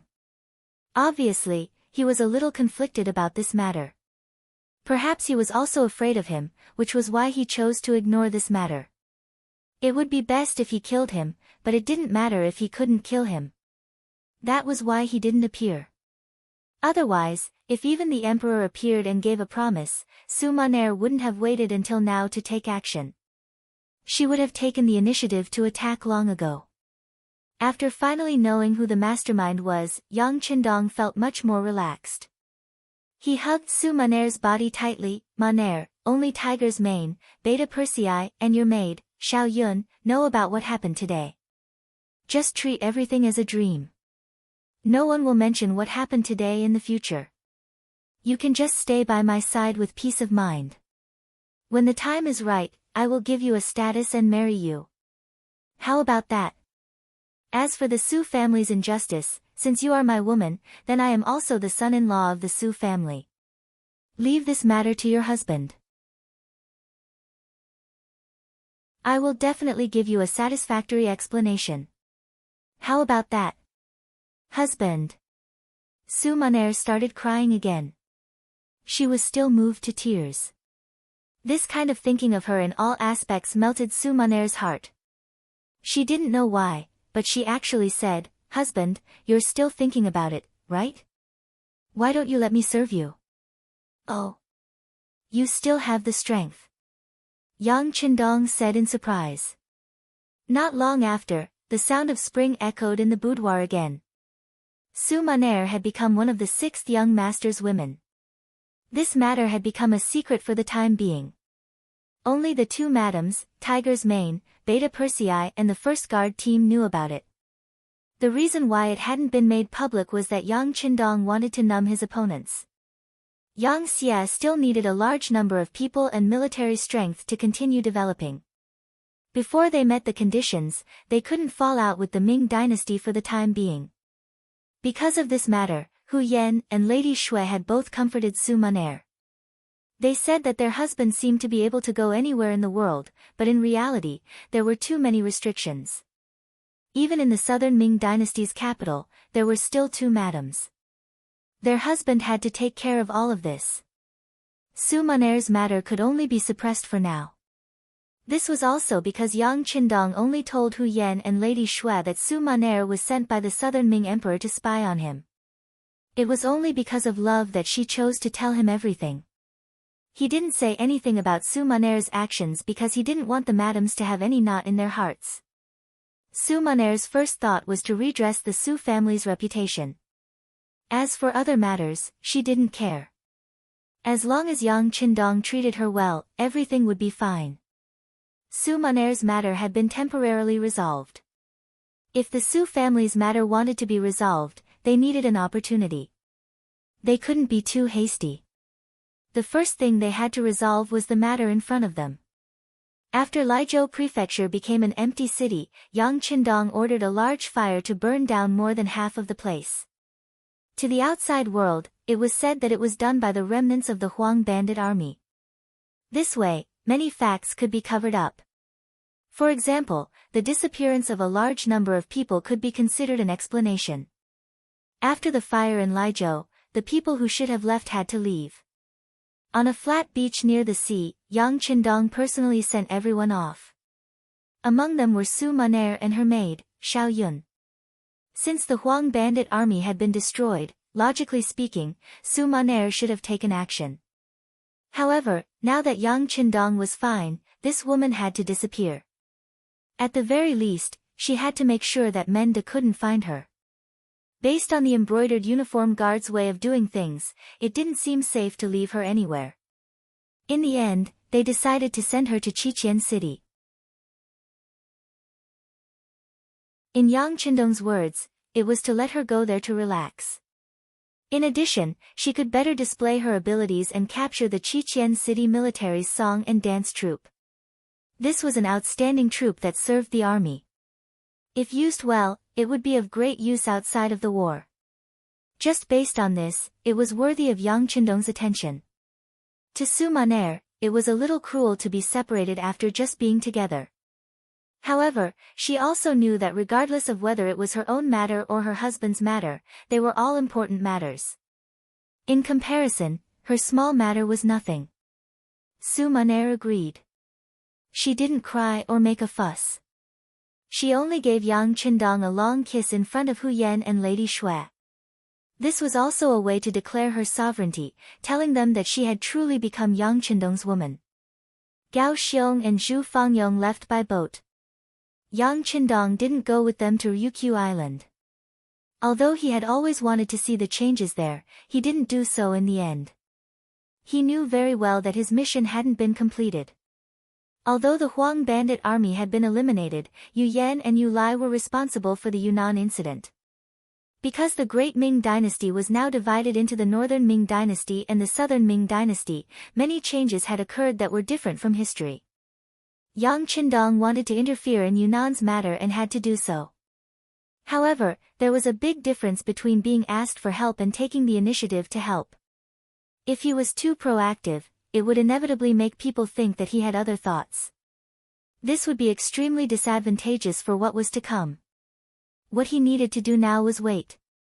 Wait for Yingzong and the Southern Ming court to be unable to hold on. Naturally, someone would come forward to ask for his help. Right now, he had only sent Huang Yuliang's head to Gaozhou Prefecture. At the same time, he brought more than 8,000 soldiers. After Wuxing's Cold Front Battalion and the Auxiliary Battalion were added, the group had once again expanded, and appeared here to stay. Yang Qindong brought 7,000 soldiers and stopped outside Gaozhou Prefecture. This made the original Shaozhou General Yu Guang, who was guarding this place, tremble with fear. Logically speaking, the Huang bandit army had already been destroyed. This imperial envoy's mission should have been completed. However, he still brought so many soldiers and swaggered outside the city. What was the meaning of this? What intentions did he have?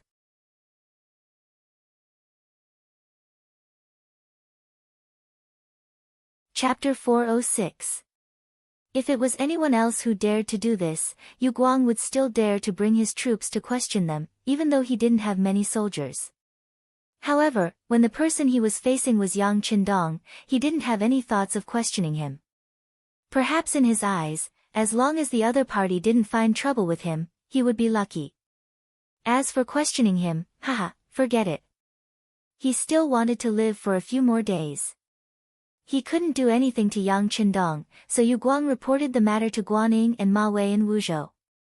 At the same time, he sent over the head of the bandit leader, Huang Yuliang. In Wuzhou, the frontline battle report was sent down.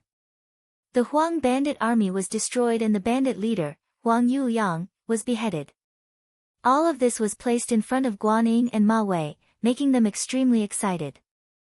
However, other than the excitement, there was also bad news in front of them. The Duke of Loyalty, Yang Qindong, was leading an army of 8,000 people to rest and reorganize outside Gaozhou. This was not a normal army, but a strong army that was very good at war. Facing this kind of army, even if they were given 2 or 3 times the number of soldiers, the two generals still didn't have the confidence to win. What the two of them understood even more clearly was that this so-called imperial envoy status was created to deal with the Huang bandit army. Now that the bandit threat was gone, the title of imperial envoy should also be taken back. So, why didn't he leave and instead bring so many soldiers with him? Report it. Guanning and Ma Wei looked at each other and made the same decision. It was clear that they knew themselves. They knew that in front of Yang Qindong, their ranks were not enough.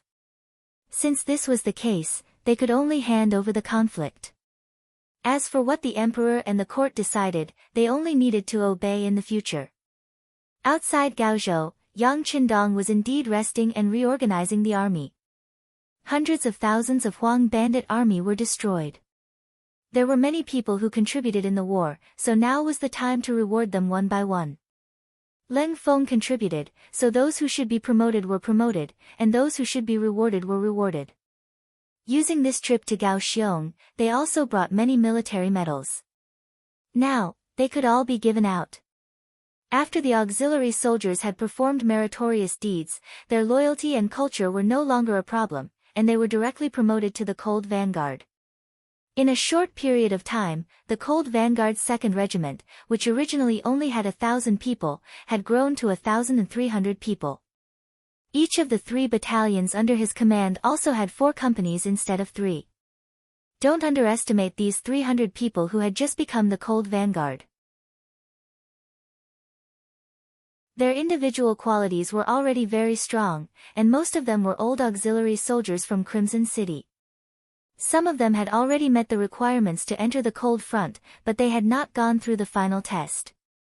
Now that there was time, Yang Qindong called Kang Jia, the political commissar of the 2nd Regiment, Song Zhe, the political commissar of the auxiliary regiment, and some others to act as examiners and give these 300 people a chance to make a great leap.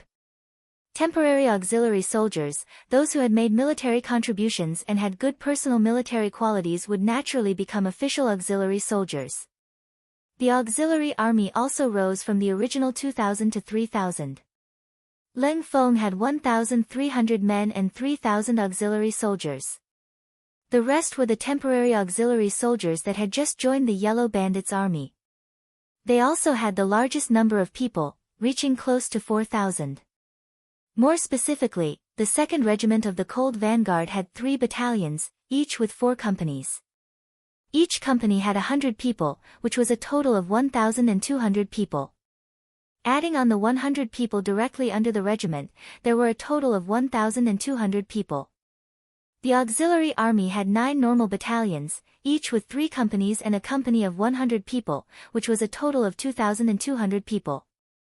Adding on the 300 people directly under the regiment, there were a total of 3,000 people. The temporary auxiliary army had 10 battalions, each with 4 companies and a company of 100 people. There were a total of 40 companies, which was a total of 4,000 people. The initial 3,200 people had grown to over 8,000 people.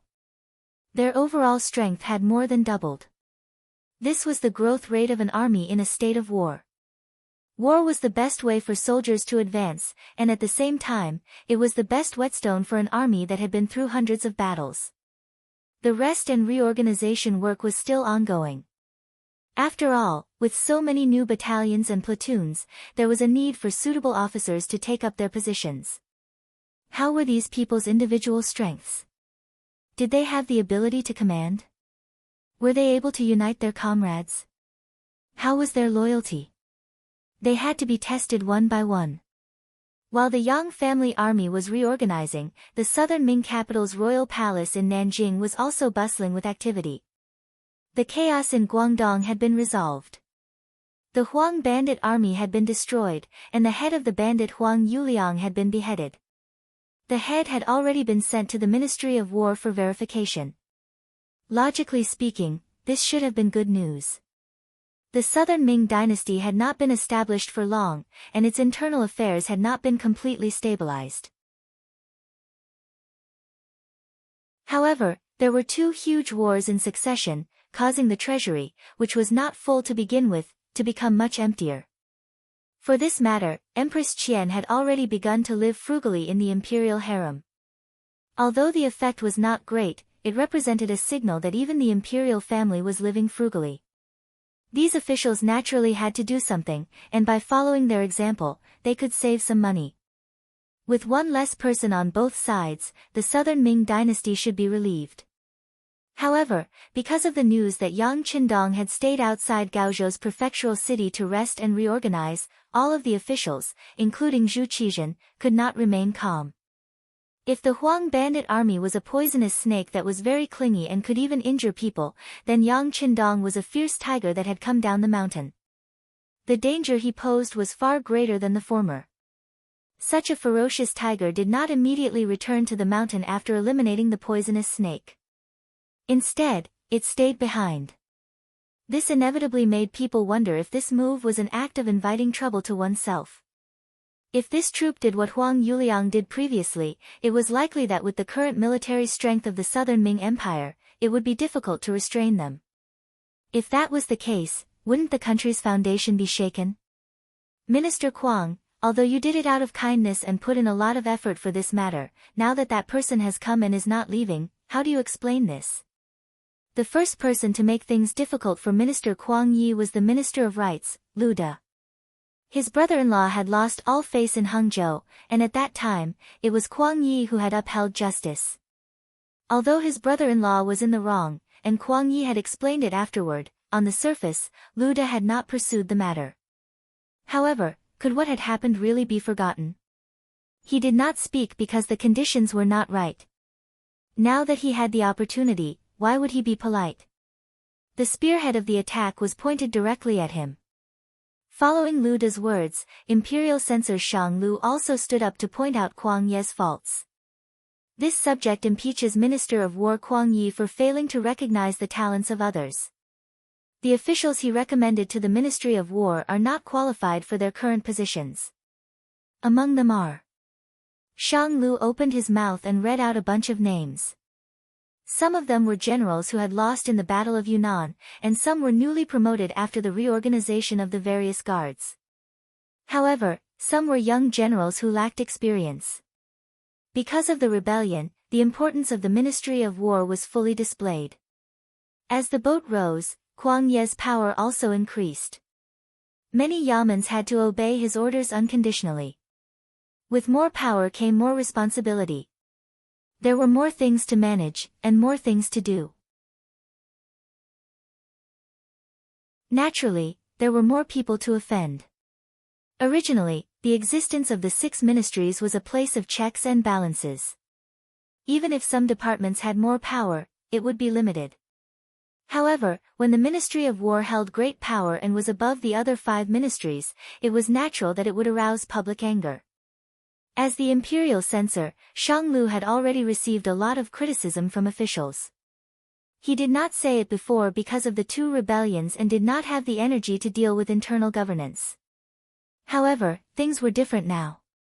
The chaos in Guangdong had been resolved, which meant that there was one less hidden danger. Next, the southern Ming Empire could put in all their effort to deal with the Yunnan disaster. Now that they saw hope, they naturally wanted to pluck the peaches and snatch the credit. In order to get what he needed, Guang Yi had to be the first person he had to push down. Even if they could not push him down, they had to show him some power. They had to let him know that there were some people that could not be offended, and some benefits could not be obtained alone. Lu De did it out of selfishness, while Shang Lu did it out of righteousness.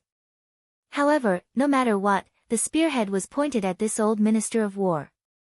When these words were spoken in the court, Guang Yi held back his trembling right hand and slowly closed his eyes. There was a saying that if one did not seek death, one would not die.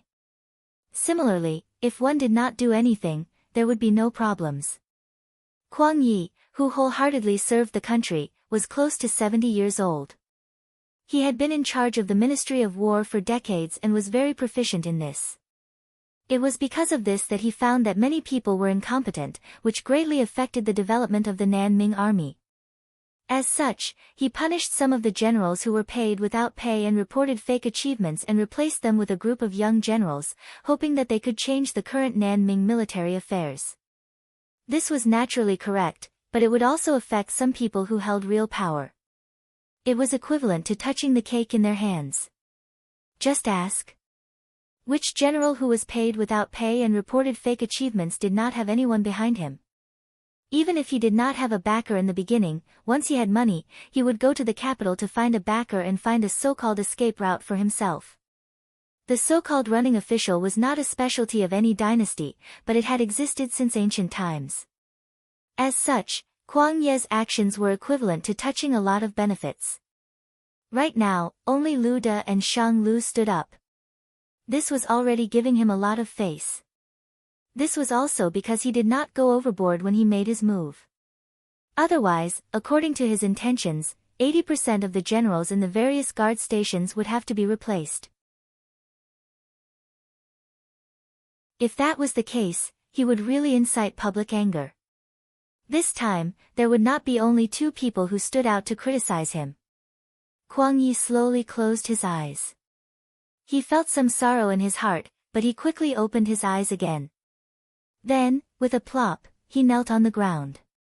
Your Majesty, this official is old and has been unable to sleep at night recently. I beg your Majesty to take pity on me and allow this old official to retire and return to his hometown.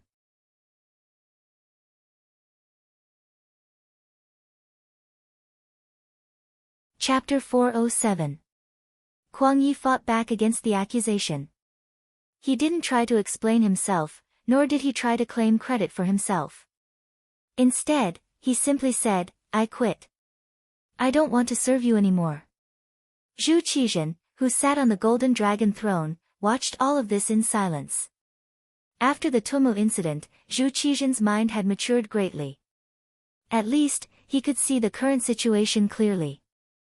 Everyone thought that Guang Yi's behavior had been too excessive and that he had too much power. They wanted to work together to attack him. How could the emperor not know that his subordinates were divided into factions? However, most of them just turned a blind eye to it. After all, only when there was fighting could the emperor's importance be seen. Only then could he find a way to balance things out. In fact, not only the officials, but even the emperor, Zhu Qizhen, had received many secret reports from the embroidered uniform guards and the Eastern faction guards. Most of the reports were about who the Minister of War had met, who he had taken down, and who he had recommended. Because war was imminent, there were times when things were urgent. Usually, Guang Yi would do things first before submitting a memorial to the emperor to explain the whole story. In a state of emergency, there was nothing wrong with doing things like this. However, once the world was at peace, if someone wanted to pursue this matter, it would be easy to catch them. Even as the emperor, Zhu Qizhen also resented Guang Yi for not reporting his actions. Sometimes, he would wonder if this old minister still had him, the emperor, in his eyes. This kind of official should be taught a lesson. If even the emperor thought this way, it was no wonder that Guang Yi could only choose to retire under the criticism of everyone. He wanted to teach Guang Yi and the other officials a lesson. In addition, the Guangdong rebellion had been resolved, and the pressure on the Ministry of War had lessened. Zhu Qizhen weighed the pros and cons in his mind and said, "Since Minister Kuang's health is not good, you should rest in the capital for a while.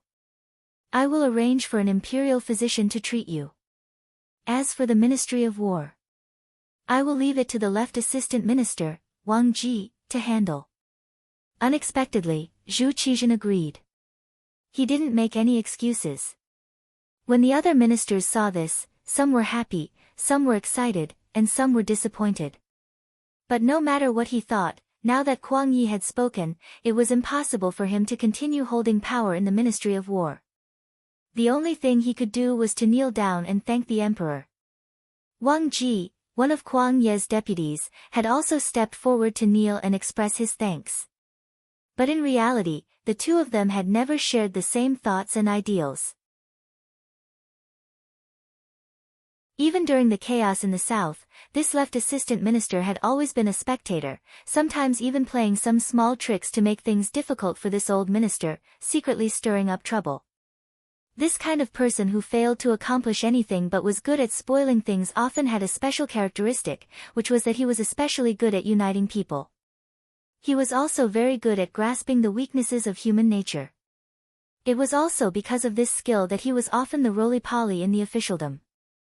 He often took care of the interests and feelings of others when doing things, which also made him very popular. That was why he was able to secure the position of left assistant minister under Kuang Yi. Now that he had the chance, he really soared into the sky. With Kuang Yi recuperating and Wang Ji stepping out, the disputes in the court finally came to an end. Kuang Yi, with a lonely expression, left court early, leaving behind the other ministers to discuss the next step. Wang Ji had just taken office, so he naturally had to perform. He knelt on the ground, and in a few words, he found a solution to the matter ahead. "Emperor, in my humble opinion, the Yunnan matter can be solved through the art of travel," Wang Ji, who had already stood up, said confidently. "What is the art of traversing?" Zhu Qizhen asked with great interest as he sat high up in his seat. "In my opinion, we can first appease and reward them. Appease a land called Jiaoji. We can send envoys to contact them and recognize their position as the country's sovereign. We can use marriage to stabilize their hearts. When the time comes, as long as the Jiaoji forces retreat, the king of Min Zhuang and the others will naturally be weakened, and we can defeat them in one battle. Reward them equally. We can send people to the manor of Marquis Shiping and make him the king of Mu to pacify the chaos in Yunnan and guard Yunnan for the southern Ming. With such a great favor, we don't have to worry about them not doing their best. As for the leader of the Miao tribe, Yang Wenba, we can make him the king of Miao, a hereditary title, and make them forever loyal to the southern Ming and the emperor. As for the count of loyalty, we can send people to order them to disband their army. Otherwise, we can order the nearby cities to not provide them with food. At the same time, we can invite the Count of Loyalty to come to the capital to receive his reward.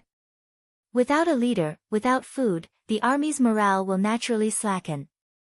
He didn't say much, but once Wang Ji's words came out, everyone in the court was shocked and their expressions changed.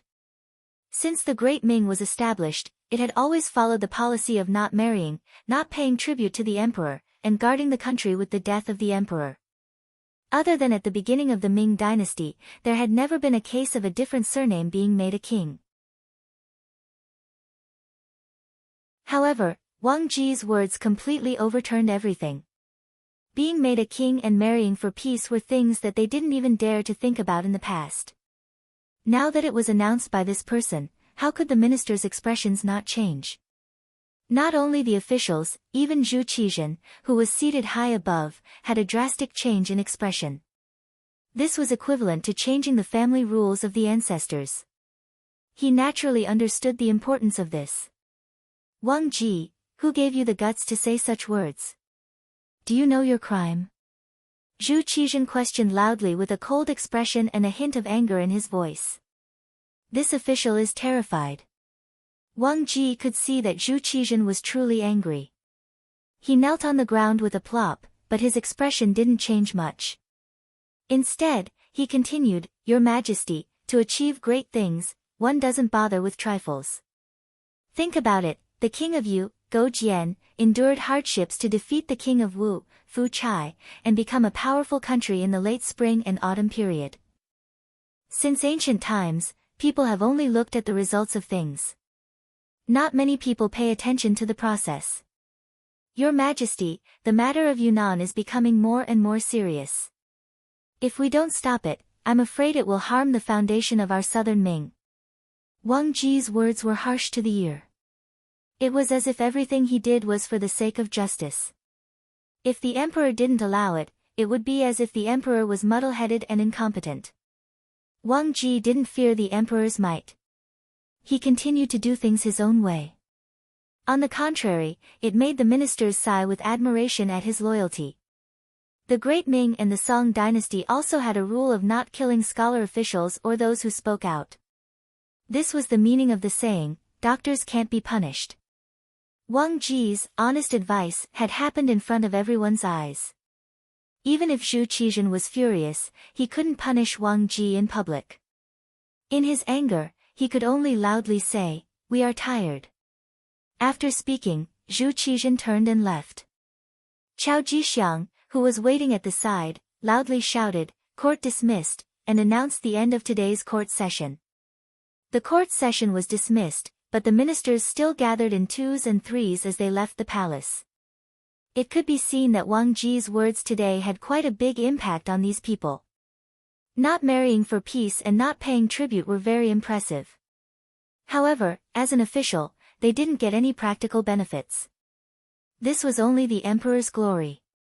If they could sacrifice this glory in exchange for world peace, it was probably what many people hoped for. After all, there were very few people who could put the country before their country. Otherwise, there wouldn't be so many traitors in history. There were no secrets in the court session. Kuang Yi, who had just returned home, only sat down to drink a pot of tea when he heard Wang Ji's words in the court. When he heard it, he was furious. He ignored his family's objections and wanted to enter the palace to meet the emperor. However, after the steward who went to inquire about the news came back and said a few words, Kuang Yi fell back into his chair with a plop. He stared blankly ahead and didn't say anything else. "Master, we have new news." Wang Ji went to the rear court of the palace. He said that the emperor wants to meet him. Just this piece of news was enough to prove a lot of things. Although Wang Ji's words were very rebellious, not only did the emperor not punish him, he even privately met with him. This could explain a lot of things. In this matter, the emperor was not completely against it. "Your Majesty, you are disregarding the laws of your ancestors." Kuang Yi, who had recovered from his shock, suddenly roared at the sky. Then, he felt his vision turn black and fainted with a plop. In the palace, Zhu Qizhen met Wang Ji alone. When only Zhu Qizhen, Wang Ji, and Qiao Jixiang were in the side hall, Ing Zong suddenly roared with a furious expression, "Are you trying to checkmate me? How many benefits did they give you?" When Zhu Qizhen said these words, his eyes were filled with the desire to kill Wang Ji. This person actually dared to talk about the marriage alliance in front of all the civil and military officials in the court. There was no warning at all. This was checkmating him. Think about it, this news should be spread soon. If he didn't allow it, what would Marquis Shiping think? What would Jiaoji think? What would Yang Wenba think? He could only push them into the arms of King Min Zhuang's faction without hesitation. If that was the case, with the current strength of the Southern Ming Empire, they had no chance of winning against these three factions. Even if they won this battle with the power of the entire nation, they would still suffer losses of 800 of their own to kill 1,000 of their enemies. At that time, if Baiming suddenly attacked them, what would they use to resist? In the end, it was all because of Yang Qindong. He changed the outcome of the Tumu Rebellion and divided the originally powerful Great Ming Empire into the north and south. Compared to pacifying the chaos in Yunnan, or even defeating Jiaoji and quelling the rebellion, Zhu Qizhen wanted to kill his way back to the capital in the north and reunite the Great Ming Empire. This was the great achievement he needed. It was because of this that he wouldn't do his best to pacify the chaos in Yunnan. Wang Ji, who saw this point, stood out and proposed such an idea.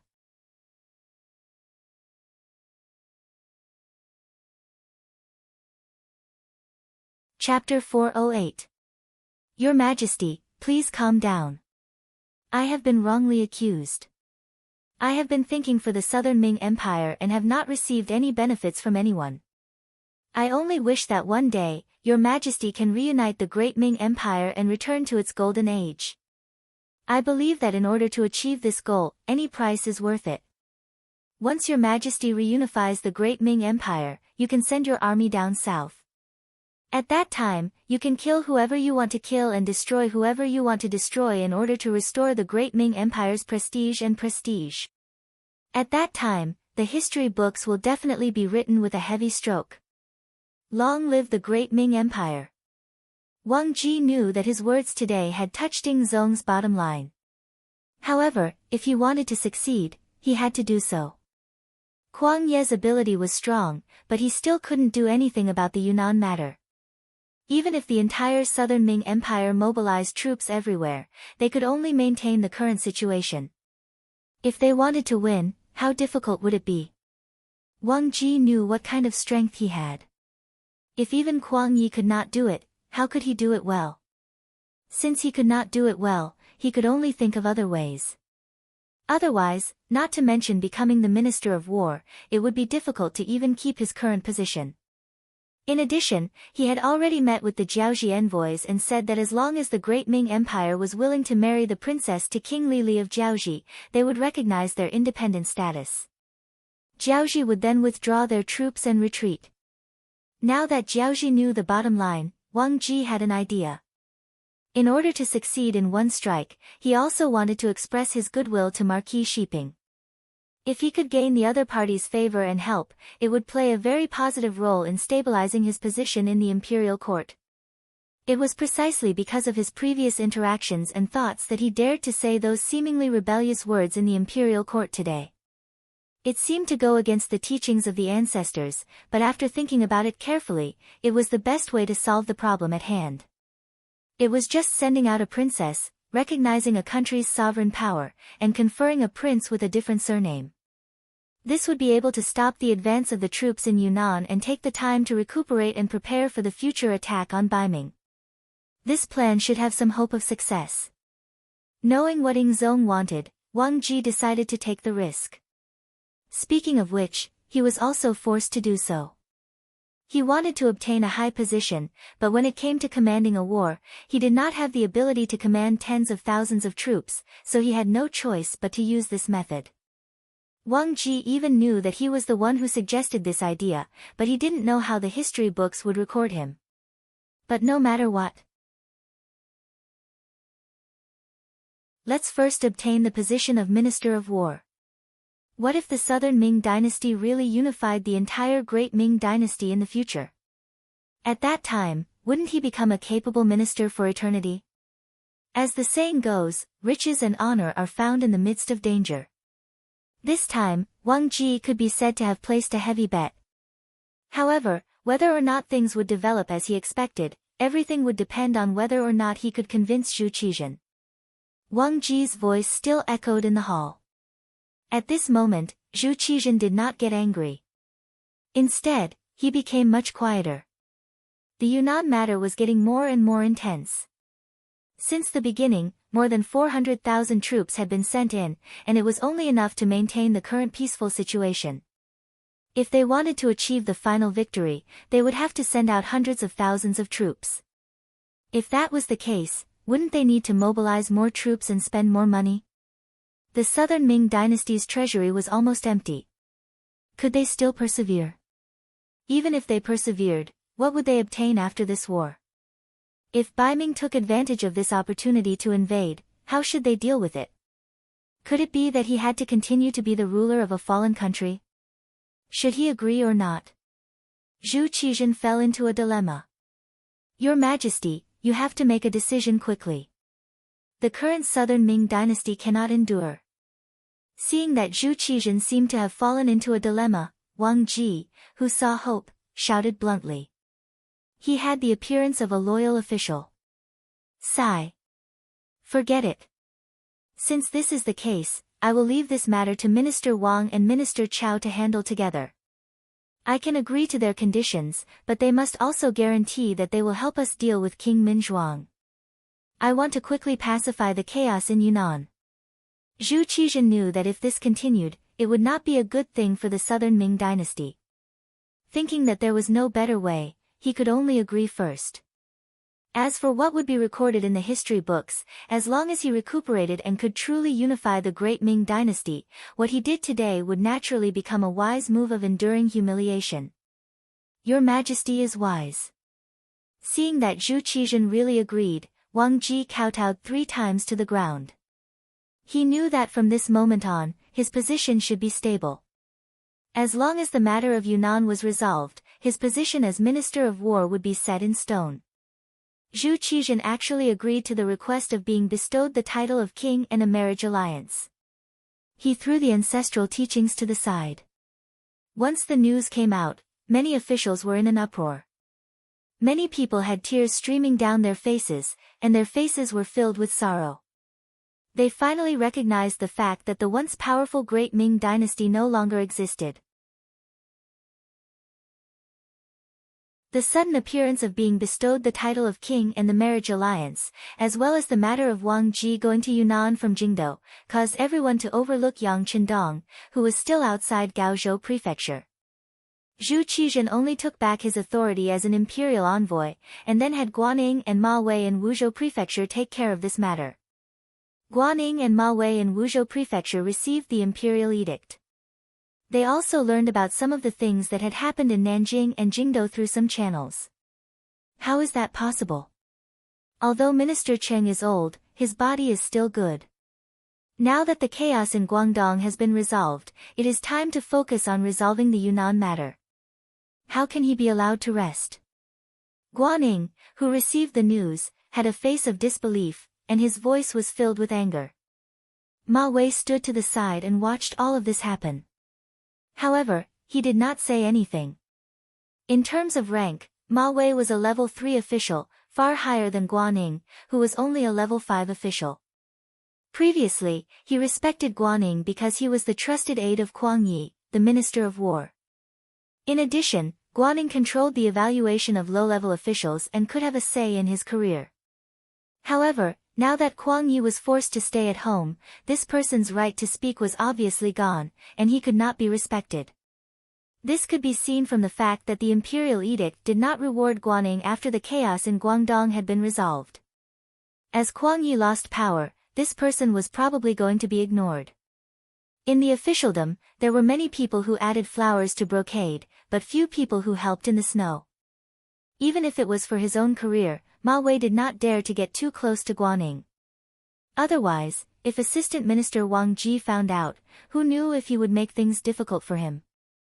Guaning stood there and talked to himself for a while until Ma Wei was getting impatient. He could not help but walk up and say, "General Guan, the imperial edict says that we have to go outside Gaozhou prefecture to resolve the problem of Count Zhongdan. I think we should do it sooner rather than later. Yes, the matter needs to be resolved as soon as possible. How about this, we will leave tomorrow." Guaning felt Ma Wei's attitude towards him. If it was not for the matter of Yang Qindong that had not been resolved, he would have already distanced himself from him. However, he himself also wanted to resolve this matter quickly and then go to the capital to see his teacher Kuang Yi. On this point, the two had the same request. Very well, then I will go back and prepare. He was afraid that Guaning would not go with him. If that was the case, he would not have the confidence to face Yang Qindong alone. With Guaning, it would be fine. If the matter was successful, he would naturally have to take credit for it. If the matter was not successful, then he could just push all the blame onto him. This was the result that Wang Ji wanted to see. How could Guaning not see Ma Wei's change of heart and thoughts? To be able to become the person that Kuang Yi valued and nurtured, how could he not have some ability? He was also scheming against Ma Wei. These two people who were not of the same mind worked together to complete a task, causing the matter itself to be filled with complexity and uncertainty. Not to mention, the person they were facing this time was Yang Qindong. This person was extremely outstanding in all aspects. Before the matter even started, it was already destined that they would not be able to gain any benefits. The matter that happened in the capital was quickly transmitted to Yang Qindong through the security bureau. In the largest military tent outside of Gaozhou Prefecture, the first thing Yang Qindong did after receiving the news was to arrange for his subordinates to buy food. In the process of eliminating the Huang bandits, almost all the spoils of war were obtained by Leng Feng. The total amount was close to 10 million taels of silver.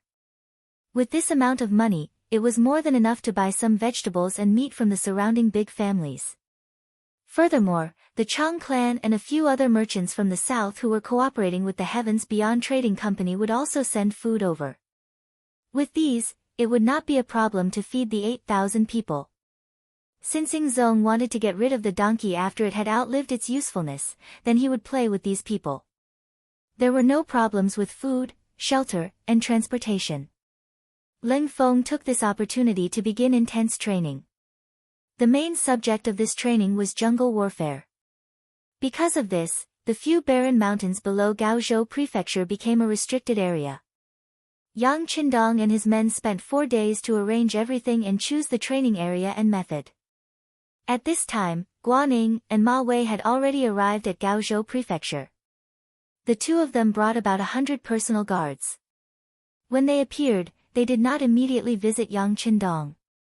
Instead, they first went to Gaozhou Prefecture and found the Shao Prefecture General Yu Guang, who was temporarily in charge of the matters here. When the two of them arrived, they did not immediately visit him. This already showed their attitude. Perhaps they wanted to use this method to tell Yang Qindong that he was no longer an imperial envoy. When he did things, he had to have some sense of propriety. Don't fall out with them, it wouldn't look good for anyone.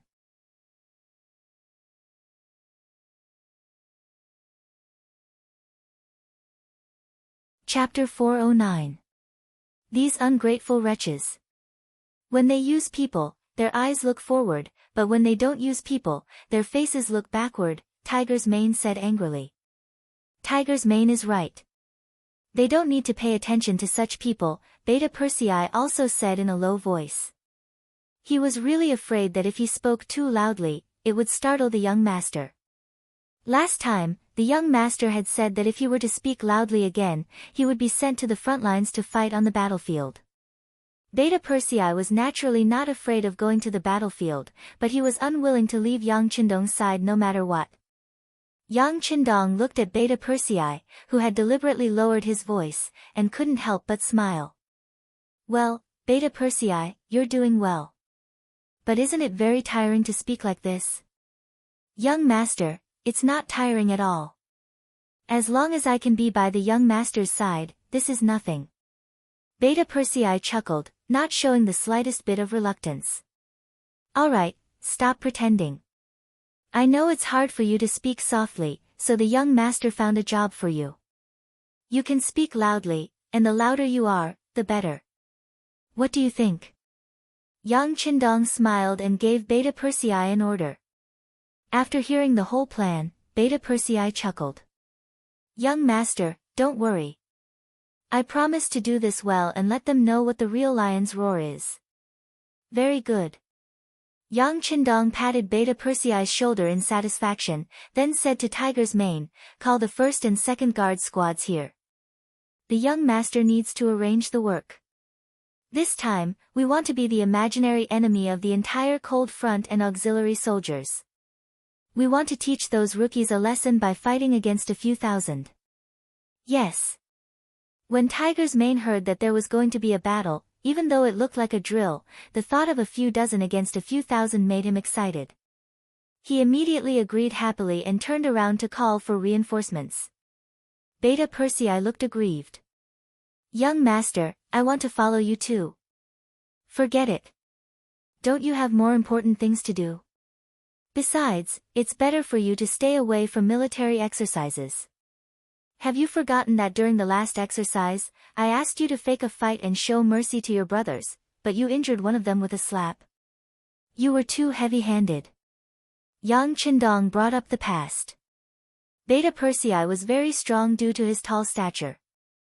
Even if he held back, a slap was far from what an ordinary person could withstand. Young master, I'll use 30% of my strength this time. Beta Persei still wanted to fight for a chance. Okay, you can go if you want. Get things done first. When they stop bothering this young master, you can come to the forest to find us. Yang Qindong had given Yang a glimmer of hope, but in return, Yang had a bitter expression. Perhaps Yang also knew that what he was about to do was a protracted battle, and it wasn't something that could be easily accomplished. Tiger's mane quickly conveyed Yang Qindong's message. The first and second guard teams, a total of 40 people, plus 20 people from the Wolf Fang Special Forces and 20 people from the Ghost Sniper team gathered in front of Yang Qindong. Jungle warfare was like a hunting war. In addition to some pursuit and interception, the most important thing was to hide. For a jungle veteran, the jungle was like having a logistics base. Sometimes, a jungle veteran could kill some inexperienced soldiers with traps and take away their weapons. There was an endless supply of edible plants and animals in the jungle. Fire might be the best way to deal with jungle warfare, but it was only suitable for temperate jungles. Tropical rainforests were an exception. During the U.S.-Vietnam War, the U.S. military suffered a lot in jungle warfare. In terms of strategy, jungle warfare might only be to kill a large number of enemies and attack the enemy's logistics to restrain the enemy. In terms of tactics, jungle warfare affected the performance of many high-tech weapons.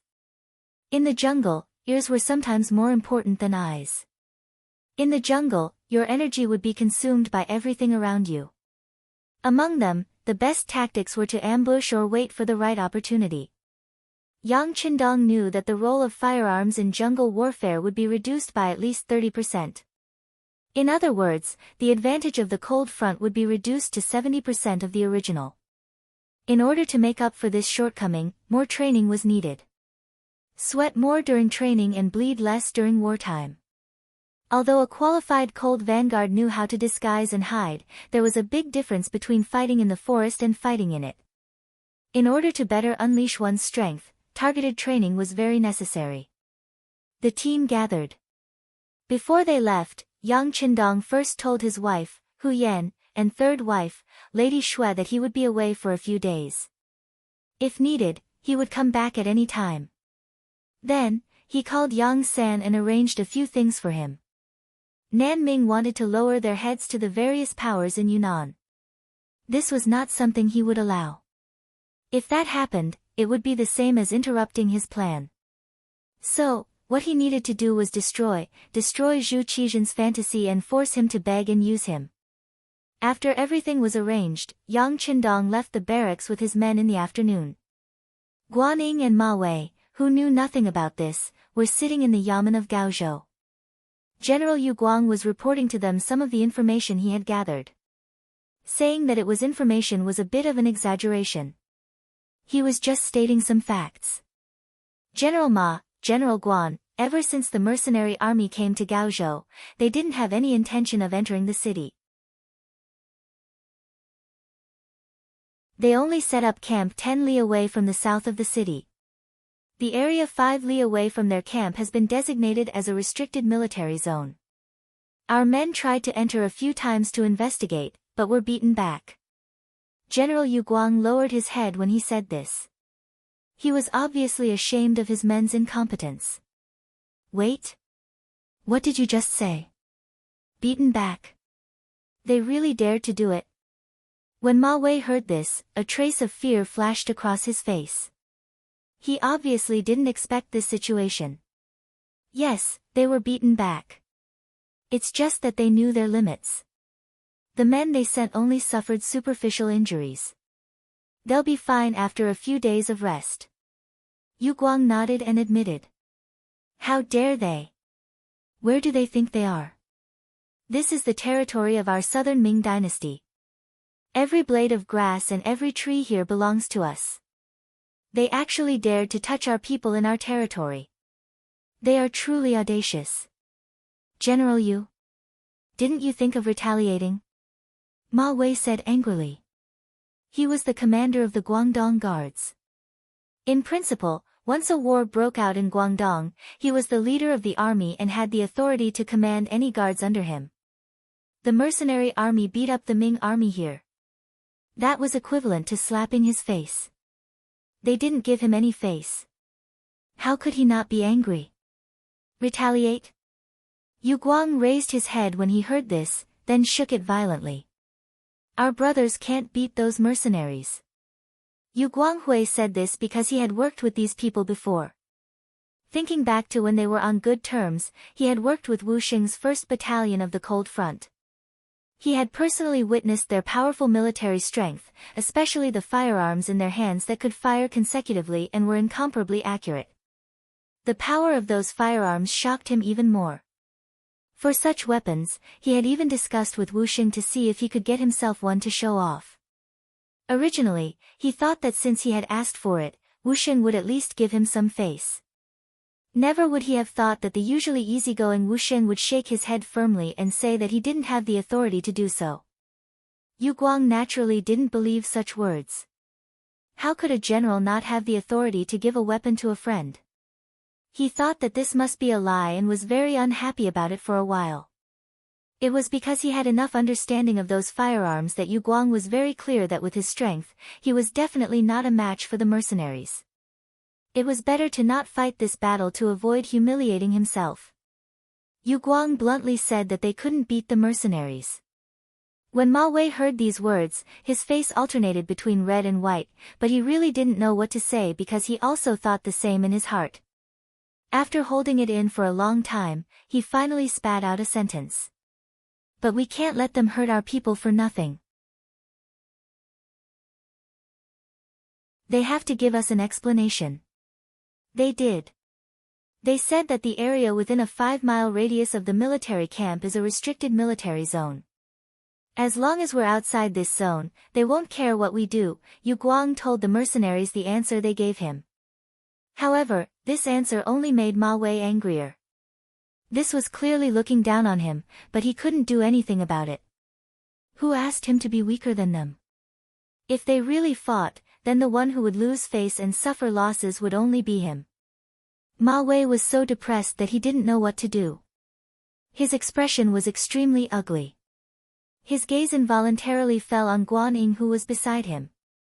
In his heart, this person still had some ideas when faced with trouble. However, when facing the mercenaries, how many people could come up with a better idea? Unless the Southern Ming Empire was willing to put in a lot of effort, it was only an army of 8,000 people. If they could gather tens or even hundreds of thousands of people, they could use up all of these 8,000 people. However, right now, they didn't even have enough military strength to deal with the Yunnan matter. Where would they find the strength to deal with Yang Qindong? Noticing that Ma Wei and Yu Guang were both looking at him, Guanning shook his head and said, "Let's wait until tomorrow. When we see that Yang Qindong, we'll tell him about these things and see how he responds.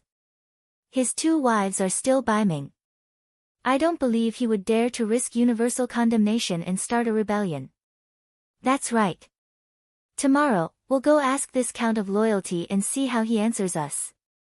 Guanning nodded. At this time, he didn't notice that there was already a problem with his attitude. It was fine if he didn't call him Imperial Envoy, but he didn't even call him Duke of Loyalty. Instead, he still called him Count of Loyalty that Ingzong had given him. Could it be that he forgot that he had asked him to help him deal with the Huang bandit army?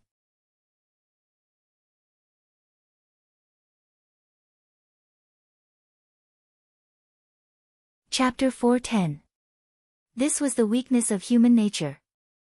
Oftentimes, people would only remember how good they were to others.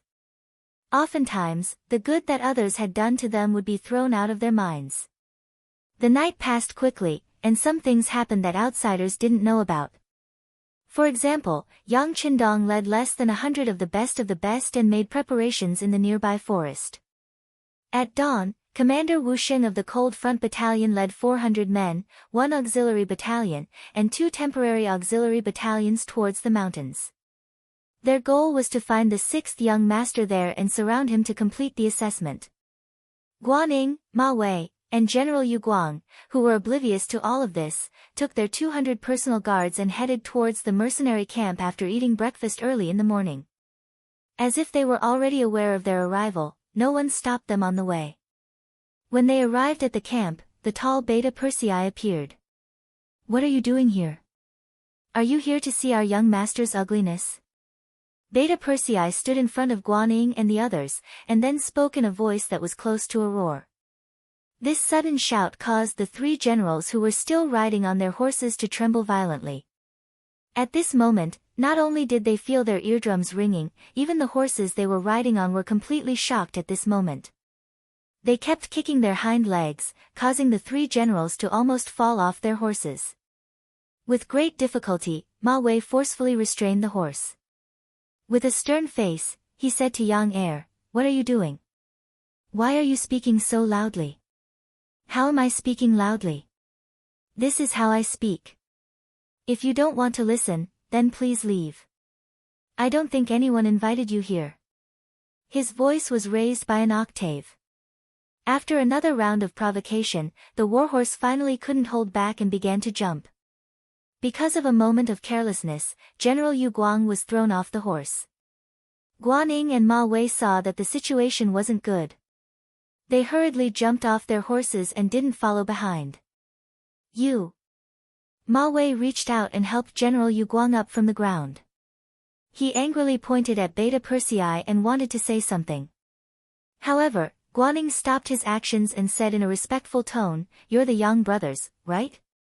You just said that we're here to see your young master make a fool of himself. What's going on? What happened to Count Zhongdan? My family's young master has been sick for several days. His body is very weak and his face is very pale. Didn't you come to see the young master now because you want to see the young master's ugly state? Let me tell you, that's impossible.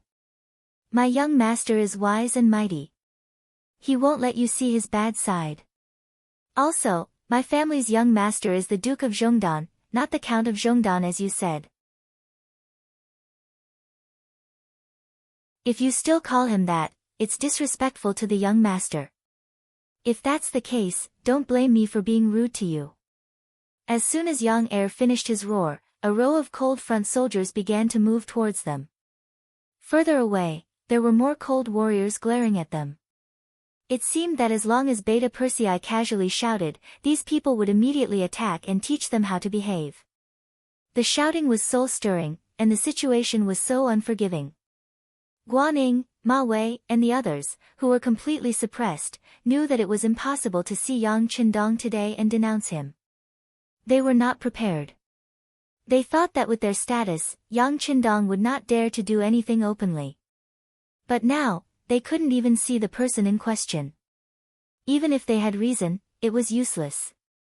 A wise man knows better than to fight when the odds are against him. Guanyin asked, "Brother Beta Persei, when will your family's young master recover?" "Don't ask me about this. I'm not a doctor. Why don't you come back in a few days?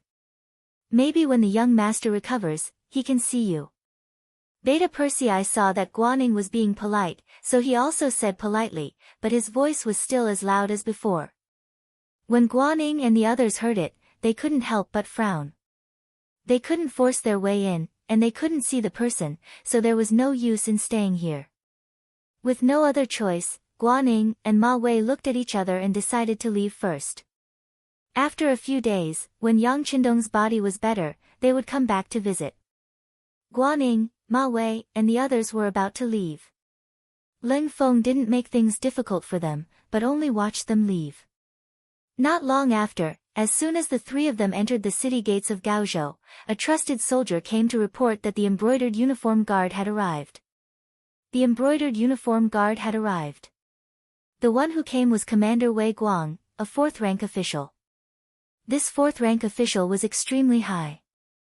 Even in front of Ma Wei, who was a third-rank official, it was still slightly higher. The four of them met in a secret room in the back courtyard of the magistrate's office. It could be seen that the matter they were talking about was extremely confidential, and not to be known to outsiders. As soon as the four of them met, Wei Guang found the main seat and sat down. Guaning was a little unhappy about this, but even Ma Wei, who was of a higher rank than him, didn't say anything, so he simply kept his mouth shut. He wanted to hear what this high-ranking official of the embroidered uniform guard had to say. "Have you seen Yang Qindong?" After the four of them sat down, Wei Guang asked first. "No." The one who answered him was General Yu Guang. He probably knew that his position wasn't very high, and was only a general of a magistrate. At this time, it was most appropriate for him to answer Wei Guang's question. His servant said that he was sick. Sick. After hearing this, Wei Guang's eyes couldn't help but light up, as if he had thought of something. He said that he was sick, and said that he was very miserable, as if he couldn't even get out of bed. But from this general's point of view, this seems to be half-hearted. At this time, Ma Wei opened his mouth, his face full of displeasure. Obviously, he felt that today's trip was somewhat embarrassing. Unexpectedly, after he finished speaking, Wei Guang, who was sitting there, actually nodded his head lightly. Perhaps his illness is true. But it shouldn't be illness, and it could be poison. Poison? Suddenly hearing this, Ma Wei, Guaning, and Yu Guang's eyes couldn't help but light up, then darken. Obviously, they thought of a certain possibility. Yes, we received news that someone had assassinated Yang Qindong, and they even used poison.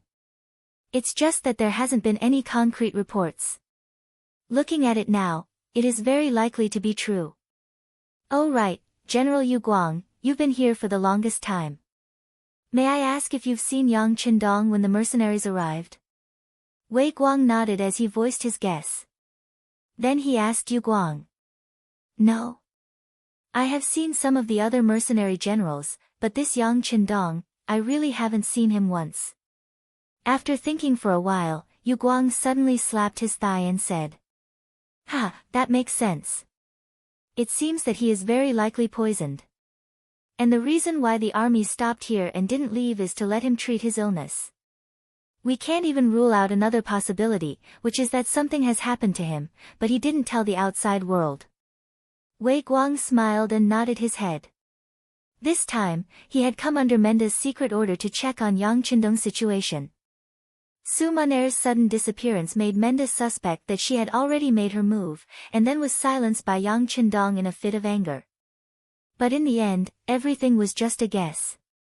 This time, he sent Wei Guang to get a clear answer. Wei Guang had seen Su Maner before and naturally knew of her beauty.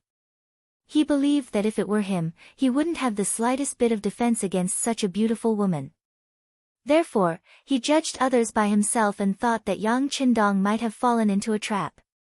That was why when he heard Ma Wei and the others say that they didn't see the main culprit and that the other party said that he was sick, he made such a guess. At this moment, even Yang Qindong probably didn't expect that he didn't come here because the other party's position was too low and not worth meeting. He didn't think that it would become the main basis for guessing that something had happened to him.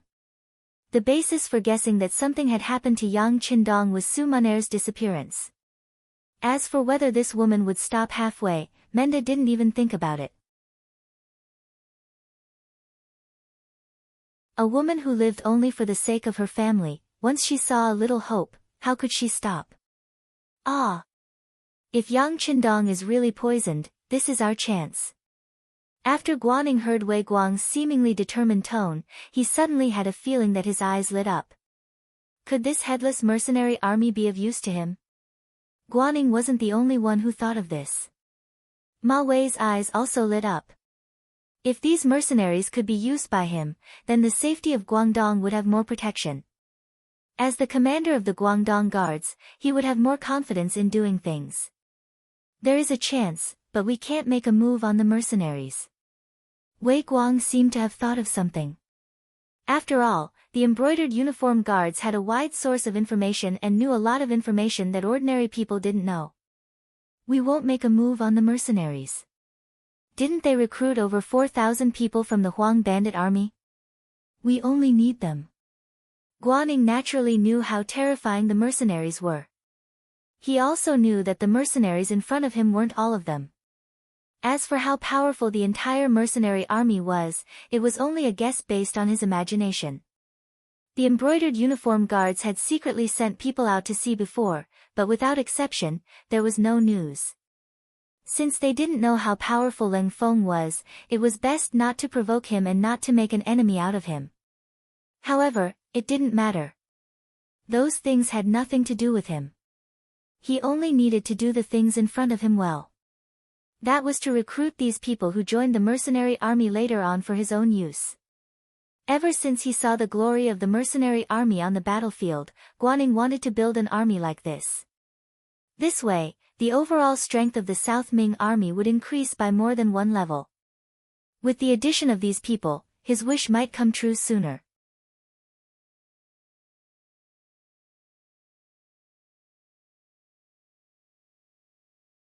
Chapter 411. That's right, we are only after those 4,000 people. Ma Wei said in the same tone. Then he and Guanning looked at each other. It could be seen that at this moment, there was an element of competition between them. Well, that's possible. Then we'll use our own methods. Wei Guang also received a mission, which was to bring some mercenaries back to the capital to resume their duties. From these people, they might be able to get more information about the mercenaries, which would play a crucial role in how to deal with them in the future. As a result, the three parties began to secretly compete with each other. They were all rushing towards the same goal, which was to persuade the original Huang bandits who had just joined the mercenaries to join their side and be used by them. Yang Qindong did not expect this war at all. When he received this news, he couldn't help but laugh out loud. Since they want to create more problems, let's play with them. Pass down the order, let's have Yang Er and Yang Wu put on a good show with them. In short, the longer they delay, the better. After Yang Qindong finished speaking, someone had already passed on the order. He himself was standing on the mountainside, looking in the direction of the southwest. At this time, his eyes seemed to be able to see some of the chaotic situation there. Yunnan. It was Jules and his bastard sons who started this mess. Zhu Li, the 18th son of Zhu Yuanzhang, was born with Zhou Fei. In the 24th year of Hanggu, 1391, he was given the title of Min Province. 4 years later, because Yunnan was newly attached, he needed a prince to govern it. In the first year of Jiangwen, the Marquis of Shiping, Mu Cheng, accused the Min king of misconduct, and the Jiangwen emperor demoted him to a commoner. After Zhu Di's death, Zhu Li's title was restored.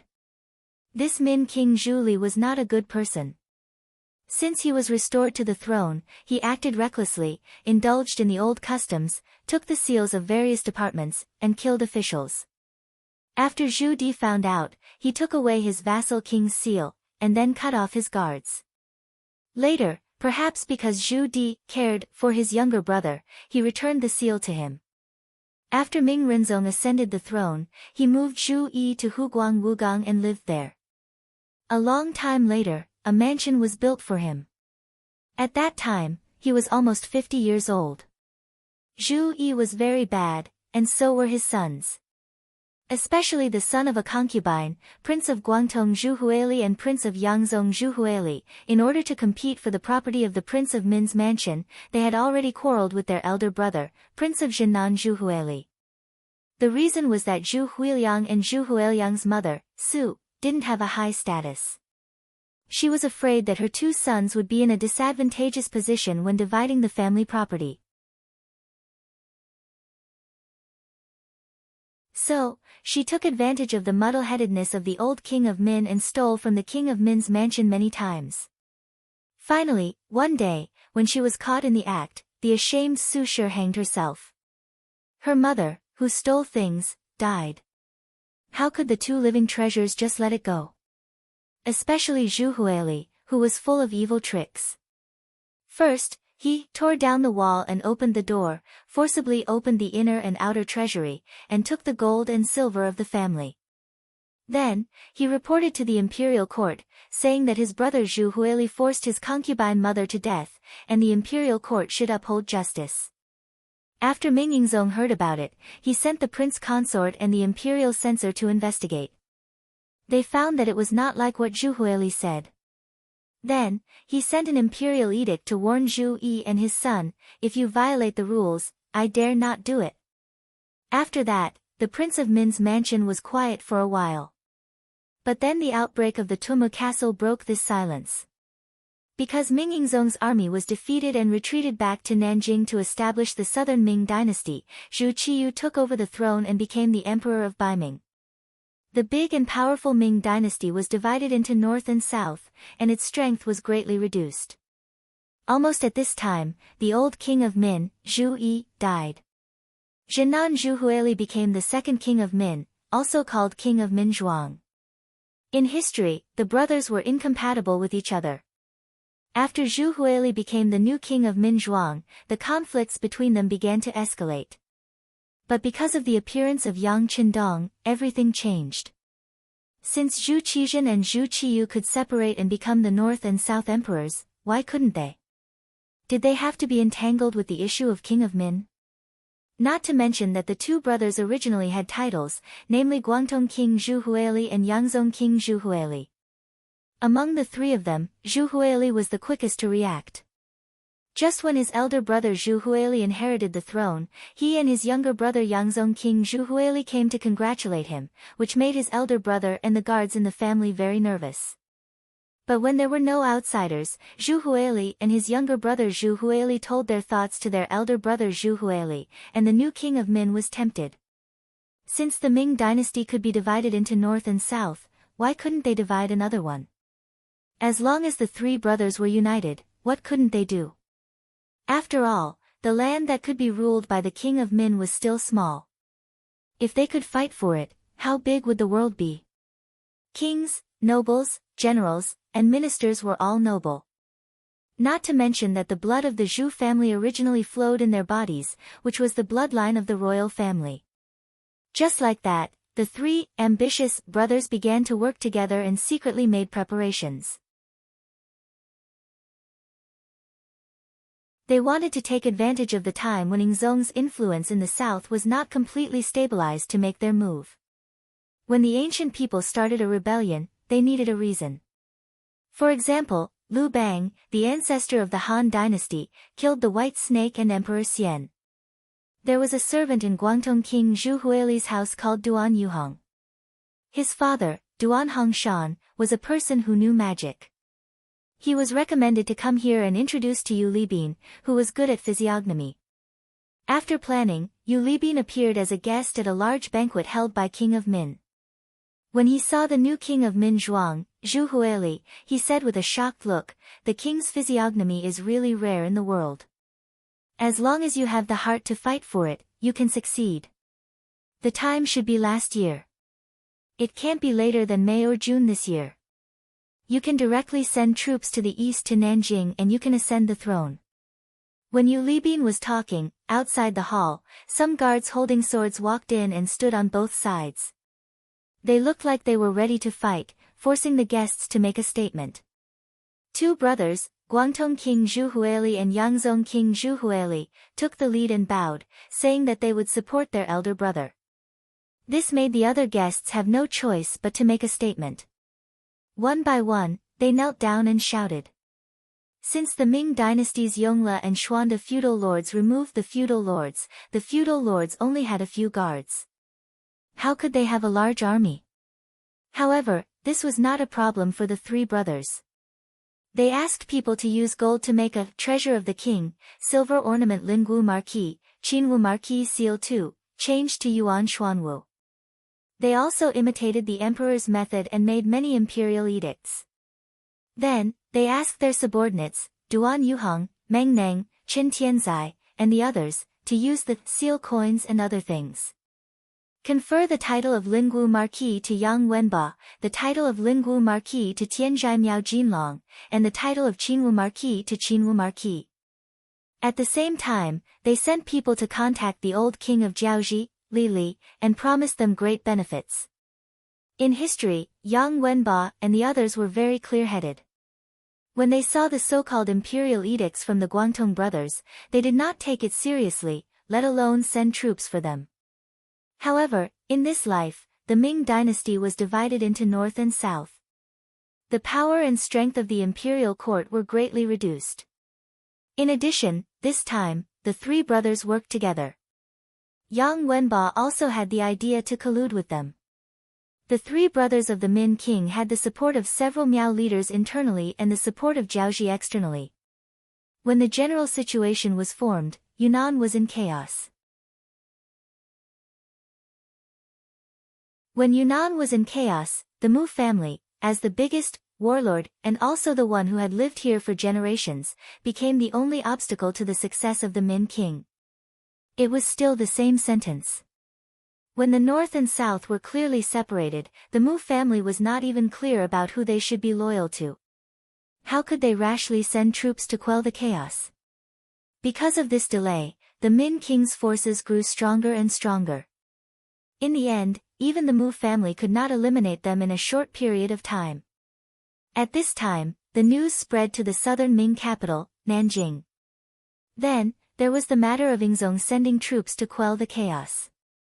Looking at the relevant information that was completely inconsistent with the development pattern in history, Yang Qindong, who was in a well-disguised deep pit, slowly turned off the flashing flashlight in his hand. The situation seemed to be getting more and more chaotic. Even the news from the military camp outside was not as encircling and intercepting as previously thought. On the contrary, it was all kinds of benefits. After knowing that Ming Yingzong, Zhu Qizhen, had adopted the strategy of the left assistant minister of the Ministry of War, Wang Ji, they would use quiet methods to deal with the mercenaries outside of Gaozhou. For example, they would surround them and not use their weapons. They would wait for them to run out of ammunition and food. This way, they would be able to control them at will until they were forced to withdraw from all of the southern Ming territory. In order to deal with such a situation, Yang Qindong had made preparations in advance. Not only did he send people out to purchase provisions, he also mobilized the Chang family and a few other large merchants in the south. The merchant families were all here to provide support when one side was in trouble. When the time came, with sufficient food, the situation in Yunnan would worsen. When Wang Ji's enlistment strategy completely failed, it would be time for him to return to the stage of history and show his strength. But who would have thought that the other party would actually believe him when he casually found an excuse of being sick? They even began to openly incite the excitement of defecting. According to the report from Beta Persei and Yang Wu, who stayed in the military camp, they had already gone to several dinner parties. They had heard so many compliments that their ears were about to grow calluses. Just enjoy the food and drink. Don't forget your true identity. This was Yang Qindong's reply to the two personal servants. From this sentence, it was not difficult to see that Yang Qindong was happy to see the situation in front of him. If possible, he wanted to continue like this until there was a change in Yunnan. All in all, the changes in the military camp were good things. At least there was no need to fall out. As for whether the other party could really tempt Beta Persei and Yang Wu to defect, Yang Qindong was not worried at all.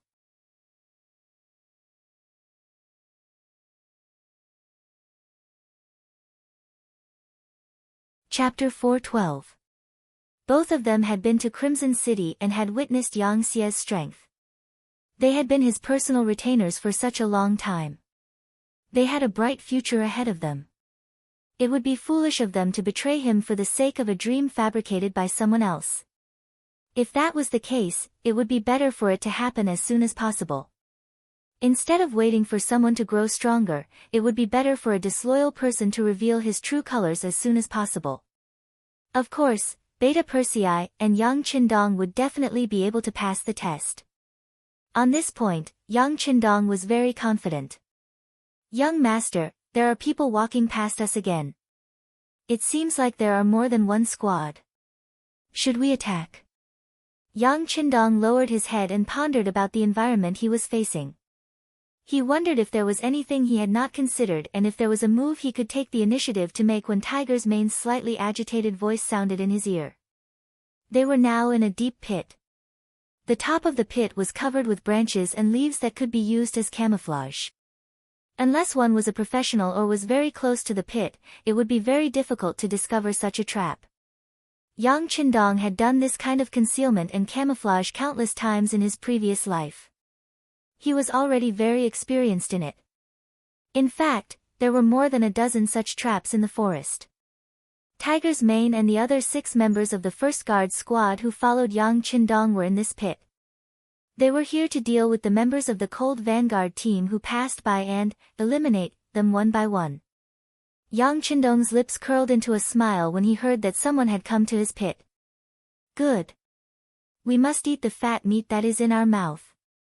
We must let the members of the Cold Vanguard know that the slightest bit of carelessness can cost them their lives, especially in the forest where the environment is constantly changing. Just wait and see, young master.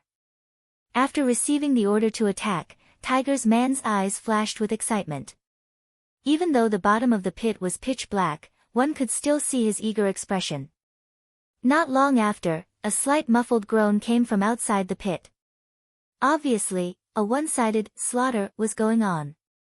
Marquis Shiping's residence. Reflected in front of him were 2 giant stone lions that were 4 meters tall. It was said that the most famous craftsmen in the country were invited to build them when the mansion was founded. After everything was over, the stone lion's eyes faintly emitted a deep light that could shake one's soul. Between the 2 stone lions, there was a tall and solemn door painted red. The door was inlaid with 7 horizontal lines and 7 vertical lines. There were a total of 49 white door nails, indicating the identity of the owner of the mansion. When he pushed open the heavy door and stepped into the courtyard, not only was it spacious, but the decorations were also exquisite and gorgeous. It could be said to be richly ornamented and splendid. It was even more luxurious than some of the great Ming dynasty's Zhou family residences. This was the Mu residence of the Marquis of Shiping. It originated from Zhu Yuanzhang's adopted son, Mu Ying. Because of his bravery in battle, he repeatedly made contributions. In the 16th year of Hangguo, 1383, Marquis of Shiping was enfeoffed in Yunnan and later promoted to Duke of Qian. From then on, the Mu family became the actual owner of Yunnan. Until now, the newly appointed Mu Bin took over the family's glory and mission, becoming the new Marquis of Shiping and Duke of Qian. However, compared to the previous Marquis of Shiping, Mu Bin not only encountered more problems, but they were also very big. For example, the current chaos caused him to be unable to sleep at night, and his food was tasteless. The reason was the 2 imperial edicts, one in the open and one in the dark. Needless to say, it was the imperial edict from the southern Ming dynasty's Zhu Qizhen, asking him to quell the chaos in Yunnan. The hidden edict was referring to the Baiming emperor, Zhu Qiyu. The meaning of the secret edict was for him to recognize the situation and return to the great Ming dynasty's embrace as soon as possible. As for the Yunnan matter, he could watch with folded arms. When the chaos affected the retired emperor's foundation of governance, he could work together with Baiming to pacify the world. Since the great Ming dynasty was divided into 2, Mu Bin was in a difficult position. He didn't know who to listen to. As the Mu family who had protected the Zhu family for generations, they had never had any thoughts of rebellion. This was the case from the earliest Mu Ying. Even now, Mu Bin still had the same idea. However, the matter of 2 emperors in one country was really difficult for him. Moreover, from his point of view, it seemed that every one of them was orthodox, and every one of them was not. Zhu Qizhen was originally the emperor of the great Ming dynasty. Although news of him was lost due to a crushing defeat on the battlefield, his identity as the emperor had always existed. It was not an exaggeration to say that it was orthodox. Zhu Qiyu was appointed in the face of danger. After there was no news of the emperor of the great Ming dynasty, he succeeded as the emperor and played a very positive role in calming the hearts of the officials and the people. Moreover, he ascended the throne in the northern capital. There were ceremonies and laws. It could be said that it was orthodox. However, it was not. When Zhu Qizhen returned after his defeat, he should have gone directly to the capital. However, he did not have the courage to do so. Instead, he went to Nanjing to establish the southern Ming dynasty. This seemed to be somewhat unorthodox and even had the intention of splitting the great Ming dynasty. Zhu Qiyu was even more so. His emperor position was originally a stopgap measure. Logically speaking, when he knew that Zhu Qizhen was fine, he should have taken the initiative to give up the throne. However, he did not. Instead, he continued to sit on this somewhat illegitimate emperor position. It did not seem to be an orthodox thing to do. These two emperors were both right and wrong. It was difficult for Mu Bin. It was precisely this difficulty that made the situation in Yunnan worse and worse. Even if he wanted to go all out now, he was afraid that he would not be able to solve the problem. In war, the most taboo thing was that the commander's will was not firm enough. This kind of thing happened to Mu Bin. Even the commander was like this, let alone the soldiers. They did not know who to listen to, so much so that in the later stages, they did not know who to fight for. They did not even know why. It would be strange if they could fight this battle well. Even Mu Bin could not believe it. Because his will was always wavering and his will was not firm enough on the battlefield, the enemy took advantage of the loophole. Now that things had reached this stage, he could only stay in a corner and wait for changes. It was at this time that Ingzong's special envoy arrived. It was Wang Ji, the left assistant minister who acted as the minister of war. According to his suggestion to Ingzong, he was now splitting his troops into 3 ways to solve the problem. The first way was to form a marriage alliance with Jiaoji. The second way was for the Mu clan to be crowned as king. The third way was to bribe the Miao clan army with a large sum of money. The first way was long and the third way was full of danger. In the end, Wang Ji himself chose the safe and dignified second way, which was to come to the Mu clan and act as a lobbyist. In exchange for Mu Bin's position as king, the Mu clan would send troops to quell the chaos in Yunnan. Mu Bin naturally did not dare to neglect Wang Ji's arrival. Although he had a large number of troops in his hands and had a high influence in Yunnan, he had to be careful. The reason why the Mu clan could continue to this day and hold military power without being suspected by others was because they were cautious and careful. Usually, if a random 5th-rank official of the imperial court came to the Mu clan, he would personally receive him, not to mention a 3rd-rank official who was very likely to become a 2nd-rank minister. In the Mu clan's main hall, the handsome Mu Bin saw Wang Ji, who was wearing a 2nd-rank official's robe and had a humble appearance. The two sides first greeted each other politely, then they sat down and looked at each other face to face. Wang Ji was still a little unfamiliar with Mu Bin. As for his father, Mu Cheng, who had just passed away, had some dealings with him. Since they wanted to talk about things, according to the Chinese's habit, they naturally had to start with a friendly relationship. Wang Ji then talked about some of his and Mu Cheng's past. When someone talked about his father in front of him, Mu Bin naturally listened with a respectful expression. From time to time, a smile would appear on his face to show his respect. Wang Ji was very satisfied with Mu Bin's performance. As they talked, the topic was naturally related to the current situation. Back then, when old Duke Mucheng was still alive, Emperor Ingzong had praised him more than once. He said that old Duke Mucheng had a noble character, was loyal to the country, and fought bravely. He had won the emperor's heart. When he heard the news of old Duke's death, he was really sad for a few days. Now that I think about it, everything seems to have happened yesterday. How nostalgic. Many thanks for His Majesty's love for father. If father knew in the underworld, he would be happy and comforted. Mu Bin stood up and cupped his fists toward the south to show his respect. Mu Marquis is too polite.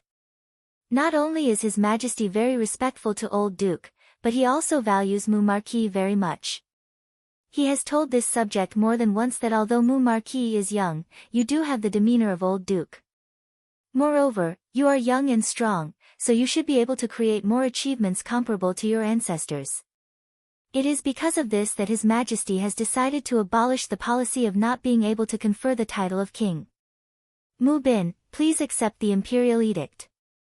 As he spoke, Wang Ji's expression became extremely solemn. In the end, he even took the initiative to stand up. Unknowingly, a golden imperial edict with a dragon pattern on the back appeared in his hand. This subject, Mu Bin, accepts the imperial edict. In the face of the imperial edict, whether it was from Ingzong or Daizong, Mu Bin had no reason to object. All he could do was kneel and accept the title. By the will of heaven, His Majesty, the imperial edict says, Marquis Mu Bin of Shiping is young and promising, loyal to his country, and has outstanding military achievements. Today, to thank the Mu family for their outstanding contributions to the great Ming dynasty, I hereby confer Marquis Mu Bin of Shiping as the King of Shiping and award him with a gold medal. For generations, except for the first Marquis Muing, the other Marquis of Shiping were all Marquis when they were alive. Only when they died could they be conferred the title of Duke of Qian. This had become a tradition. However, when it came to Mu Bin, he was conferred the title of King of Shiping without doing anything. Although it was only for this term, it was not hereditary. It was not an exaggeration to say that this action brought honor to his ancestors.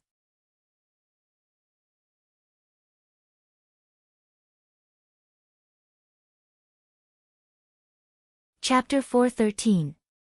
Mu Bin's face was filled with excitement when he heard the imperial edict. He knelt on the ground with his hands flat and shouted, "Long live the emperor! King of Shiping, please get up." After reading the imperial edict, Wang Ji put on a more enthusiastic expression and carefully helped Mu Bin, who was kneeling on the ground. "Thank you, Lord Wang," Mu Bin said carefully. "You're too polite, King of Shiping. You'll be the first king of Great Ming Dynasty with a different surname. I'm afraid I'll need your help in many areas in the future," Wang Ji said deliberately. At the same time, he was also trying to be friendly. Mu Bin had the idea that one more friend meant one more path. Besides, he had to have an important official that he was on good terms with in Jingdo. Only then could information flow smoothly and make better and more correct decisions on certain matters. Now that he felt Wang Ji's enthusiasm, he replied politely, "You're too polite, Lord Wang. In fact, Marquis. I've always respected you, Lord Wang." Changing the title from Marquis to King meant that Mu Bin had accepted the title. Wang Ji, who was reading the imperial edict, could not help but heave a sigh of relief. He was worried that Mu Bin would not accept the imperial edict. If that was the case, it would be even more difficult to count on him to help in the Yunnan matter. Fortunately, Mu Bin accepted the edict gladly. Then, everything could be discussed. "Well said, well said. We'll help each other in the future." Ha! Wang Ji smiled and took the opportunity to grab Mu Bin's arm. Then, the two of them looked at each other and smiled. Then, they burst out laughing. Their relationship became much closer in an instant with this smile. When they talked later, they had fewer scruples. Taking this opportunity, Wang Ji finally told Mu Bin about his edict, including some analysis of Mu Bin's situation. "King of Shiping, to tell you the truth, I'm the one who proposed to be conferred the title of king. The reason why I did this is because you didn't show much enthusiasm in the matter of Yunnan, which has already disappointed His Majesty." Wang Ji spoke in a sincere and heartfelt manner. He even intentionally sighed. "Ah! Things aren't like that. I do have some misgivings about the Yunnan matter, but overall, I still did my best." When Mu Bin heard that his actions had caused Ingzong to be dissatisfied, his face was filled with fear as he tried to explain himself. Looking at Mu Bin's reaction, Wang Ji laughed in his heart. As expected, Mu Bin had his concerns. However, on the surface, he still analyzed the situation seriously. "King of Shiping, you don't have to say much. I can guess what you're worried about and who's behind it. Forgive me for saying something disrespectful, but you've made the wrong choice." "Wrong?" Mu Bin asked doubtfully. "Wrong? You are indeed wrong." Wang Ji nodded heavily. Ingzong has always been on the throne, and the one in the north is just borrowing the power of others to rise to power.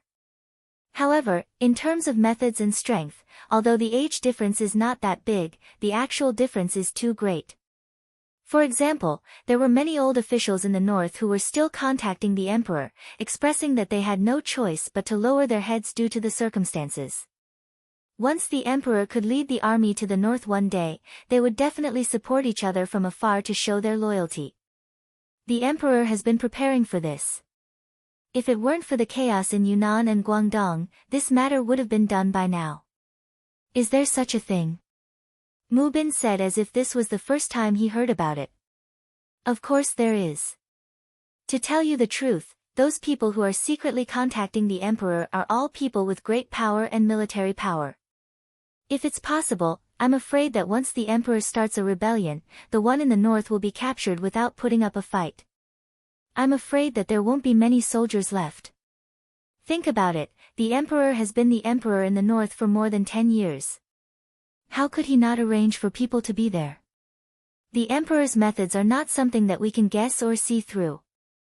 At this time, Wang Ji praised Zhu Qizhen with an unfathomable look. Hearing all this, Mu Bin couldn't help but nod. If what Wang Ji said was true, Yingzong's chances of winning were indeed higher. If that was the case, he would have to bet on it. Or rather, he should have a decision in his heart. What is a decision? When others have not made up their minds, you have already made up your mind and taken action. That is a decision. Otherwise, when the general trend is set, no matter what you do, it will be the icing on the cake. Now that Mu Bin was crowned as a prince with a different surname, he had already received practical benefits. If he didn't do anything, he was afraid that he would be laughed at by the world. At this moment, he made up his mind and said to Wang Ji, "Lord Wang, please rest assured. Please tell the emperor that this prince's sincerity has always been on this side.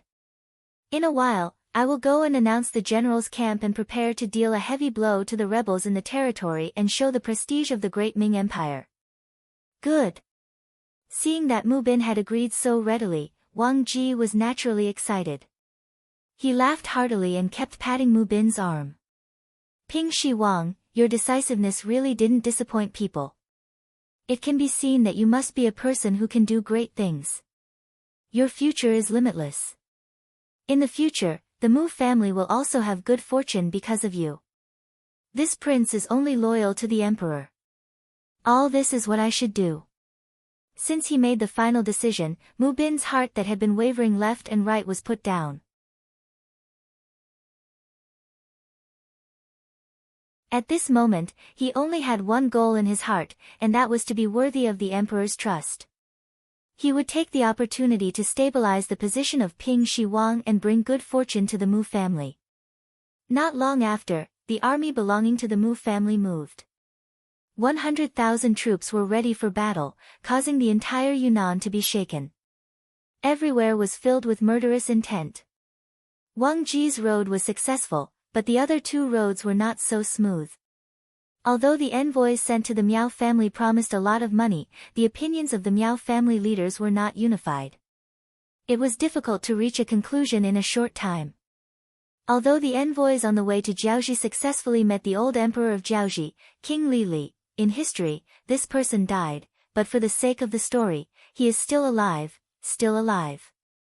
Dear officials, please don't scold him as a prodigal son. Thank you for your understanding. The other party seemed to be satisfied with the so-called marriage alliance, but they had different opinions on which princess to marry. According to Zhu Qizhen's arrangement, this time, the other party was given the daughter of a foreign prince, who was temporarily conferred the title of princess. Although such a person also had the blood of the Zhu family, it was not very pure and her status was not very high. King Li was well aware of this point. Since he wanted to marry, he naturally hoped to find a princess with a pure bloodline and noble status to be his wife. Thus, he put forward his own request. That was, the marriage was fine, but he had to marry the third princess of the southern Ming Empire.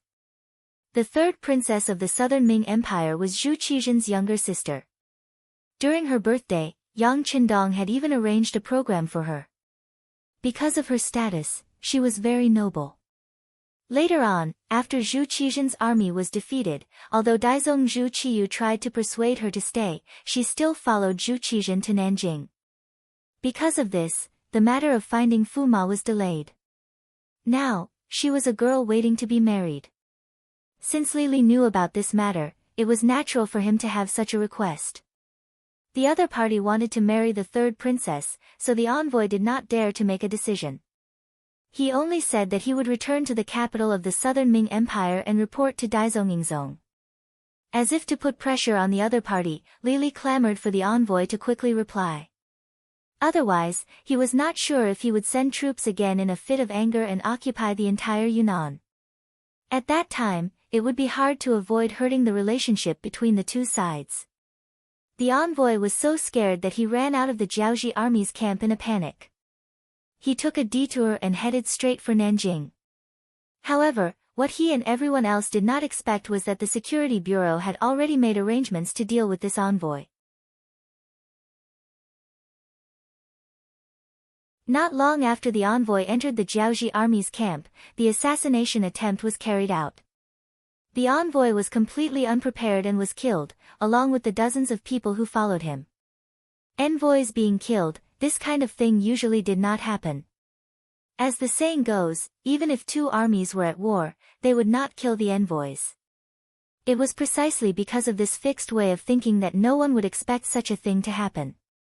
As a result, the envoy was only discovered after he disappeared for a few days. At that moment, rumors started to spread. It was said that King Lili had asked Dingzong for two women.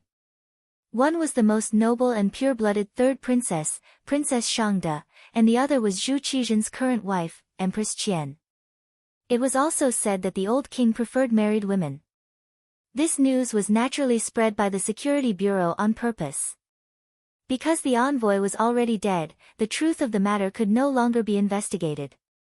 Once such rumors were heard, the news immediately spread to the capital of Nanjing. One could imagine how angry Zhu Qizhen would be when he heard the news. Who knew how many tables he would overturn and how many things he would break because of this? The third princess Shangde was already his flesh and blood. They had the same father and mother. How could such a biological sister marry an old man who was almost 60 years old? If he really did that, how could he face his ancestors after 100 years? Not to mention, the other party even said that he wanted his empress. This was a blatant slap to his face. If it were any other man, they would not be able to accept it.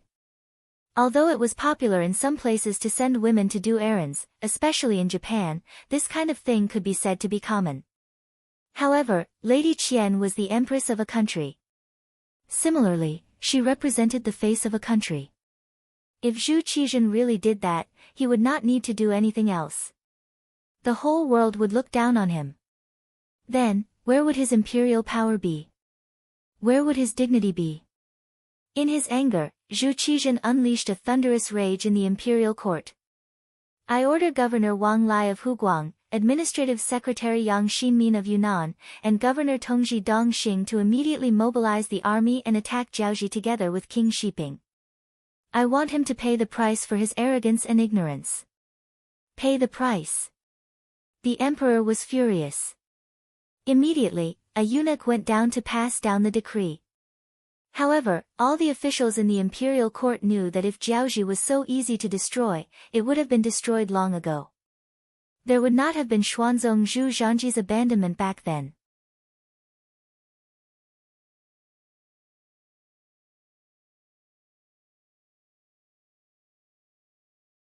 Chapter 4:14. Thinking back to when Great Ming was just established, Zhu Di was really prosperous and sent troops to conquer Jiaoji, modern-day Vietnam. At that time, the one leading the troops was the late Duke Qing, Zhang Fu. With the strength of the Ming army, they defeated them and established Jiaoji province. However, as both sides were too far apart, many things were beyond their reach. In 1431 AD, Jiaoji province was abolished and Li Li accepted the Ming dynasty title, becoming the king of Annan.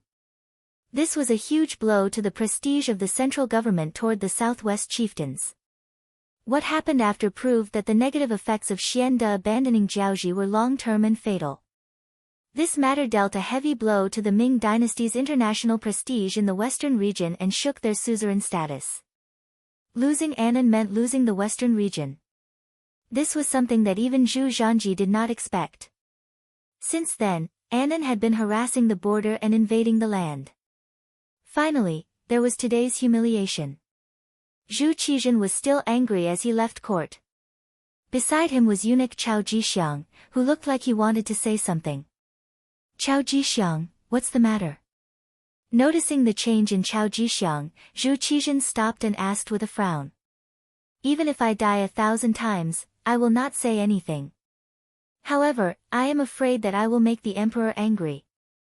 When Chao Jixiang heard Zhu Qizhen's question, he knelt on the ground, his face filled with fear. As long as it is for the good of the country and for me, Chao Jixiang can just say it directly. I can forgive you. Zhu Qizhen had a good impression of this eunuch who seemed to be loyal and devoted to him. At least this eunuch was wholeheartedly loyal to him and did things wholeheartedly for him. He was much better than some officials who only knew how to fight for power and profit. He was also more reassuring. Hearing that he was not guilty, Chao Jixiang kowtowed to the ground and said, Your Majesty, this subject believes that the Yunnan matter is not unsolvable. The reason why the progress of the various armies is slow and they have not achieved victory is because the generals at the front are afraid of the enemy. As they say, the emperor is far away and there is no one to supervise them. Is an imperial decree not enough for them to go all out? This subject requests to send an army supervisor to the front lines to put pressure on them. This way, it would be equivalent to His Majesty having an extra pair of eyes watching them. With His Majesty keeping an eye on them, there would be no need to worry about them not doing their best and not risking their lives. Finally understanding the meaning of Chao Jixiang's words, Zhu Qizhen's brows furrowed deeply. Minister Chao means to send eunuchs to the front lines to supervise the troops. This official is not afraid. The people sent can be arranged to be Your Majesty's trusted subordinates. This official will not say anything more about this matter. Chao Jixiang did not admit nor deny. He was afraid that his suggestion would give Zong the impression that he wanted to seize power and meddle in the military, so he didn't dare to say anything. Originally, the Ming dynasty had a system of inspecting the army. Every time there was a war, eunuchs would be sent over. On the surface, it was to supervise the army, but in reality, it was to watch over the generals for the emperor and report their performance in the form of secret memorials. Reality proved that with eunuchs supervising the army, the generals at the front lines did not dare to be negligent. Some even purposely showed a very brave appearance in order to gain the favor of the eunuchs. It was so that their names could be passed to the emperor's ears, and then their future would be limitless. However, ever since the defeat of Tumu, for the sake of Zong's reputation, everyone put the blame on Wang Zhen. There were even people who said that war was not a game. How could there be an outsider guiding an expert? It was also from then on that the idea of eunuchs supervising the army was rejected. This also caused the entire group of eunuchs to revolve around the emperor. Otherwise, without military power, they could be removed and replaced at any time. For the sake of supervising the army, for the sake of seizing military power, these eunuch leaders had thought of ways to solve this problem more than once. However, with Wang Zhen's example as an example, it was extremely difficult for them to change their minds. And now, the opportunity seemed to have come. Zhu Qizhen's dissatisfaction with the situation in Yunnan allowed Chao Jixiang, who was following beside him, to see an opportunity. Chao Jixiang was completely dedicated to the country and the people, and this moved Zhu Qizhen. He had also felt that the imperial power did not seem to have enough control over the war in Yunnan. It was not that he had not thought of sending eunuchs to supervise the army. Although there was a drawback of an outsider guiding an expert, it was undeniable that with eunuchs at the front lines, the imperial power would be able to reach the army, and it would be better for the army to fight bravely. In the past, it was because of Wang Zhen's influence and the obstruction of the officials that he had no choice but to stop the example of eunuchs supervising the army. However, now that Jiaozhi was so rampant, no one would say anything if he proposed to send eunuchs to supervise the army. What? The other party wanted the empress to be his wife. Could it be that the emperor was not allowed to retaliate? Good. Great companion's loyalty to the country is exemplary. Since that is the case, I order Qian Liang to be the eunuch supervising the army in Yunnan. He will supervise the generals on the battlefield and kill the enemy bravely. Those who disobey will be punished according to the law. Zhu Qizhen finally opened his mouth and personally mentioned Qian Liang's name. Chao Jixiang was not surprised by this and kowtowed to the ground again. Your Majesty is wise. Long live the Emperor. Who was Qian Liang? He was the nephew of the great eunuch, Qian Xingbao. Qian Xingbao recalled that when he was outside the Yang family in Baiming, he was someone who had wrestled with Jining. He was also an old official of Yingzong. Later, he followed the other officials to Nanjing. However, due to Wang Zhen's influence, he had been very low-key recently. Lying low was equivalent to waiting for an opportunity. Now that the opportunity had finally arrived, he could finally soar into the sky. It seemed that Qian Liang was Qian Sengbao's man and seemed to have some disagreements with Chao Jixiang. However, that was just for outsiders to see. In fact, since coming to Nanjing, these eunuchs had been unusually united. Perhaps they also knew that if they did not do this, they would not have a chance to stand out. Therefore, on the surface, they did not see eye to eye with each other, but their relationship was very good in secret. This time, Chao Jixiang made a suggestion. He had never thought of sending his own people to supervise the army. He only needed eunuchs to go and it was equivalent to achieving his goal. As for who the eunuchs were, it could be considered a close relationship with him. Zhu Qizhen's imperial edict was sent out. Qian Liang also led a group of genie guards out of the capital and went straight to Nanjing. This scene was seen by many of the officials, but this time, no one spoke out in opposition. If there was someone to blame, blame the king of Jiaoji for speaking too arrogantly. If there was someone to blame the eunuchs for choosing such a good opportunity to stand out. It was so good that the officials could not resist. In the Qing residence in the capital, Kuang Yi, who had been ordered to recuperate at home, could not leave the residence or go to the court to meet the emperor. However, his position as the Minister of War did not change. There would be people who would immediately inform him of the big and small matters that happened in the court. When he learned that the emperor had sent eunuchs to supervise the army in Yunnan, Kuang Yi sighed. Has the emperor already forgotten about Wang Zhen's future troubles? Does he not know that doing this will only make the situation worse? After the long sigh, Kuang Yi could not help but think of Yang Qindong's appearance. After being the Minister of War for so many years, Kuang Yi was someone who understood the military. The situation in Yunnan was complicated and chaotic. How could sending eunuchs to supervise the army solve the problem? If these eunuchs went, not only would they not be of help, but they would also make the situation more chaotic. Then who would solve the problem there in the end? It seemed that it should be placed on Yang Qindong. As for how to deal with Yang Qindong, it was only after Kuang Yi returned to his residence that the imperial court made the decision. It was like the birds were gone, and the bough was hidden. However, the problem was that there were still birds, and there were many of them. He did not understand why Emperor Yingzong was so anxious to hide Yang Qindong. However, now that it had become a reality, what he needed to do was to change the result, and not to find out the reason. Come, get the brush, paper, and inkstone. I want to write a letter to Guaning. Cheili, the temporary location of the Min Prince's residence. Cheili was the Cheili Xianxi, located in the southeast suburb of Jinghang City, Yunnan. This was the place chosen by the Min Prince before he announced his independence. Because of the complicated terrain and the fact that it was far from the central plains, it was chosen as the new place to rise. This was the place where the Min Zhuang was originally the king of foreign affairs. At this time, it was heavily guarded both inside and outside. Men with swords and spears could be seen everywhere to ensure that without the red flag, even a fly could not fly into the courtyard. However, in such a heavily guarded place, a young master in his 20s, wearing a soft gauze tang headscarf, wearing a purple embroidered robe, holding a white paper folding fan in his hand, with a slender body and a jade-like face. He walked gracefully, smiling before speaking, with an elegant and noble temperament, as if he was taking a stroll in a courtyard. From time to time, he would look around, as if he was looking for the beautiful scenery in the courtyard.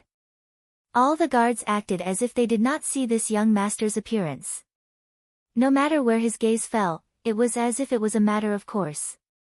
Young Master Yao, why did you come here? We have been looking for you for a long time. Two anxious maids came to the front of the young master, panting as they spoke, as if they were complaining about something. Haha, thank you for your hard work. Is the princess looking for me? There was a faint smile on the young master's face. Just this smile alone gave people the feeling of being bathed in the spring breeze. Yes, the princess has prepared a new song. She is just waiting for young Master Yao to appreciate it together. The two maids kept nodding. After saying this, they pulled the young man's arms and walked straight to another courtyard. This young Master Yao still maintained a smile on his face and allowed the two girls to pull him. However, deep in the corner of his eyes, there was a faint killing intent. He was currently memorizing every scene in the courtyard, including how many guards there were, where they were distributed, and so on.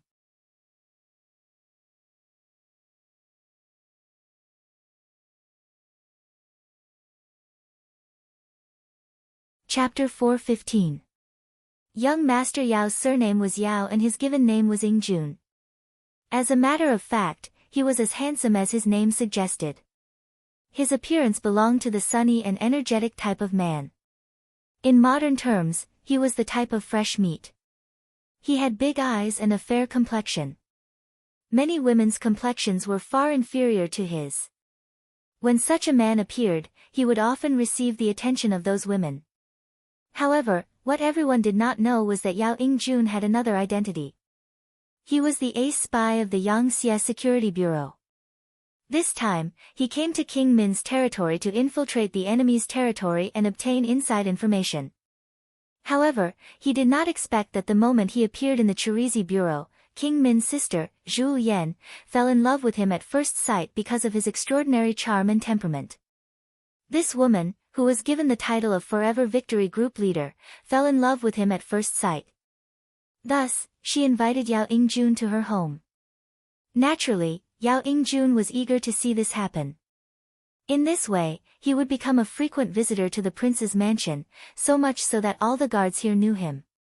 In addition, Princess Yongsheng had previously instructed everyone to be as polite to young Master Yao as they were to her. Thus, she could walk around the mansion at any time without any restrictions. As Yao Jun followed the two maidservants to Princess Yongsheng's courtyard, he said politely and casually, "It's strange. Why is the courtyard so quiet today? Young Master Yao, you don't know. Several princes have gone to the army camp. It seems that the situation at the front line is a little tense." "Yes, I also heard about it. But no matter what, it doesn't matter. This has nothing to do with us women. Also, young Master Yao, although you are a man, you have a good appearance. As long as you please our princess, you will be able to live a life of luxury." The two maidservants talked one after another. When they saw Yao Jun's gaze on them, they could not help but smile shyly. It was clear that his good looks had not only deeply attracted Princess Yongsheng, but even these maidservants were also greatly attracted to him. Yao Jun was very annoyed when others said that he had a good appearance. However, in order to complete the task, he did not show it on the surface. In fact, he was already thinking about the content of the meeting in the army camp. As King Min Zhuang's most beloved sister, it should not be difficult to know. How could he get the information from it? 5 miles away from Min King's mansion, in the military camp, King Min Zhuang Zhu Huilu, King Guangtong Zhu Huilu, and King Yangzong Zhu Huilu were holding a military meeting with their subordinates. The three sons of Zhu had some ability. At the very least, they still had some talented people under them. It was because of the operation of these people that they were able to reach their current scale and become an existence that gave Huang Zong and Zhu Qizhen headaches. These so-called talents included Duan Yuhong, who was good at strange skills, Meng Neng, who was brave and good at fighting, Chen Tian, who was good at talking, and Yu Libin, who was good at reading people's faces and knew some supernatural skills. It was the existence of these talents that made the situation in Yunnan more and more chaotic.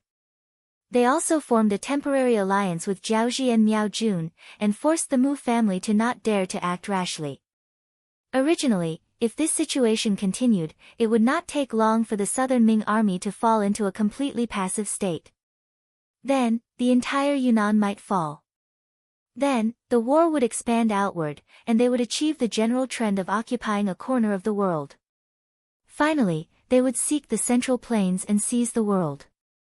However, after Mu Bin was crowned as the king of Shiping, the situation of the war changed accordingly. Is Ying Zong crazy? Since when can a person with a different surname be crowned as a king? Will the world still belong to our Zhu family? King Yangzong Zhu, who was the most impatient and the youngest among the three brothers, could not help but complain. With regards to Ying Zong's decision, which one of them could understand? In their opinion, even if the world was taken over by them in the future, it would still be ruled by the Zhu clan. As the saying goes, the meat will rot in the pot. But now that a person with a different surname could be crowned as a king, there were more variables. Okay, now is not the time to talk about this. Let's think about what to do next. Mu Bin, who has been crowned as a king, will not be able to wait and see like before. Soon, he will make a big move. How should we deal with it? That's the big thing that we need to discuss. King Minzhuang Zhu, who was also the leader of the group, said at this moment. Then, his gaze fell on King Guangtong, Zhu Huihua, and said, "Second brother, you should tell us what to do next." Okay. Zhu Huichen nodded at Zhu Huichen, then glanced at the crowd and said slowly, Mu Bin has been conferred the title of King of Shiping. Even if it's just for this title, he must be our enemy. Previously, we fantasized about joining forces with him and even promised to give him a share of the world. We must change our plans. Fortunately, the negotiations with Jiaoji fell apart. I don't know who helped us a lot, but they actually killed the envoy sent by Ying Zong. When Zhu Huihua said this, everyone sneered. Obviously, everyone had the same opinion about this matter. That was, it should be King Lily of Jiaoji who sent people, but the other party did not admit it. In addition, they were allies now, so there was no need to ask the other party to admit anything. The Jiaoji kingdom will not retreat. Instead, they have been forced into a corner. Next, we can discuss how to deal with King Shiping's army together. I think it will be difficult for anyone to gain any advantage in a short time. As for how to deal with the army of the southern Ming dynasty, we still need to discuss a countermeasure. When Zhu Huihua said this, his gaze naturally fell on Duan Yuhong who was standing below. Duan Yuhong was famous for his strange skills in Yunnan. This person had foresight and considered the future. He had the talent of a military advisor. Now that Zhu Huihua was asking for his opinion, he stepped forward. Three princes, the army of the southern Ming dynasty is actually not difficult to deal with. When the three princes heard such confident words, they could not help but feel their eyes light up. They quietly waited for the next words to appear. Three princes, it was still difficult to deal with the army of the imperial court. They always shrank and did not advance. Even if we wanted to take advantage of them, it would be difficult. However, it is different now. The southern Ming emperor has sent a eunuch to supervise the army. This is our opportunity. As long as we can reveal a certain flaw, I think that even if the generals of the imperial court do not want to, the eunuch in charge of the army will force them to take action. As such, as long as the plan is right, it will not be difficult to severely injure them. If we have the support of the Miao family, perhaps the situation of the entire Yunnan can be settled after this battle.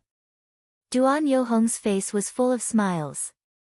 It had to be said that his move from the military supervisor's body was a brilliant move. Good, ha ha ha. After Zhu Huihua heard this, he laughed loudly. Then this matter will be handed over to Duan Yuhong. Everyone else must give their full cooperation. As for persuading the Miao family to participate in the battle, it will be handed over to Qin Tian. There should be no problem. The eloquent Qin Tian nodded and said, "Three princes, please be at ease. This subject will do his best to facilitate this matter." Ha, good. Next, we must work together. In the future, once we have success, everyone here will have merit in supporting the emperor. You will all be great meritorious officials. You will all be bestowed with titles and wives. After the matter was resolved, Zhu Huihua, who was in a good mood, laughed loudly in the hall. The situation of Yunnan became more and more clear after Yingzong was bestowed the title of prince. There was a clear change in the attitude of all sides. When all of this reached the ears of Yang Qindong, who was still training in the forest, he could not help but sigh. In that case, everything will be over soon. It won't be long before someone remembers us. At that time, we will see how we sweep the world.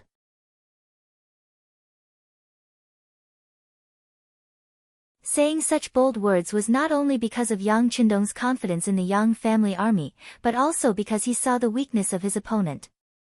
Mutual distrust and serious internal friction. How could all of this be compared to the Yang faction, which was developing at a high speed and was united as one? War was more about the hearts of the people. Yang Qindong, who had grasped the heart of the people, had the weapon given to him by Datsang. What else could he be afraid of? As Yang Qindong waited, Shiping Wang Mubin made the first move. Different from the previous probing attacks, this time, Mubin personally led 30,000 vanguard troops and headed straight for Kelisai. However, halfway there, they were intercepted by the Jiaoji army and the army gathered by the three brothers of King Min. According to the previously discussed plan, Shiping Wang sent out his troops, followed by the southern Ming army in Yunnan. They were led by Dong Xing, who led 80,000 troops and headed straight for Kelisai. Perhaps it was because the king of Min's army had gone to stop the king of Shiping's army, so they made rapid progress. They had originally planned to take 7 days to reach the Cheli agency, but they had already covered 3/4 of the distance on the third day. Dong Xing, who led the troops, thought that King Min's army was not strong enough and underestimated the enemy. Coupled with the constant urging of the military supervisor, Qian Liang, out of pride, he did not care that the middle and rear troops were still on their way. He did not care about the drawbacks of lengthening the battle line and led 20,000 vanguard troops straight to Kelisai. However, just as they were about to reach Kelisai, 100,000 Miao troops suddenly appeared, together with 50,000 King Min's troops. With so many enemies appearing like landslides and tsunamis, they rushed into the army of the southern Ming Empire. It was as if a river had flooded the land, drowning the 20,000-strong army. Not only that, even the military governor, Dong Xing, was killed in the chaos.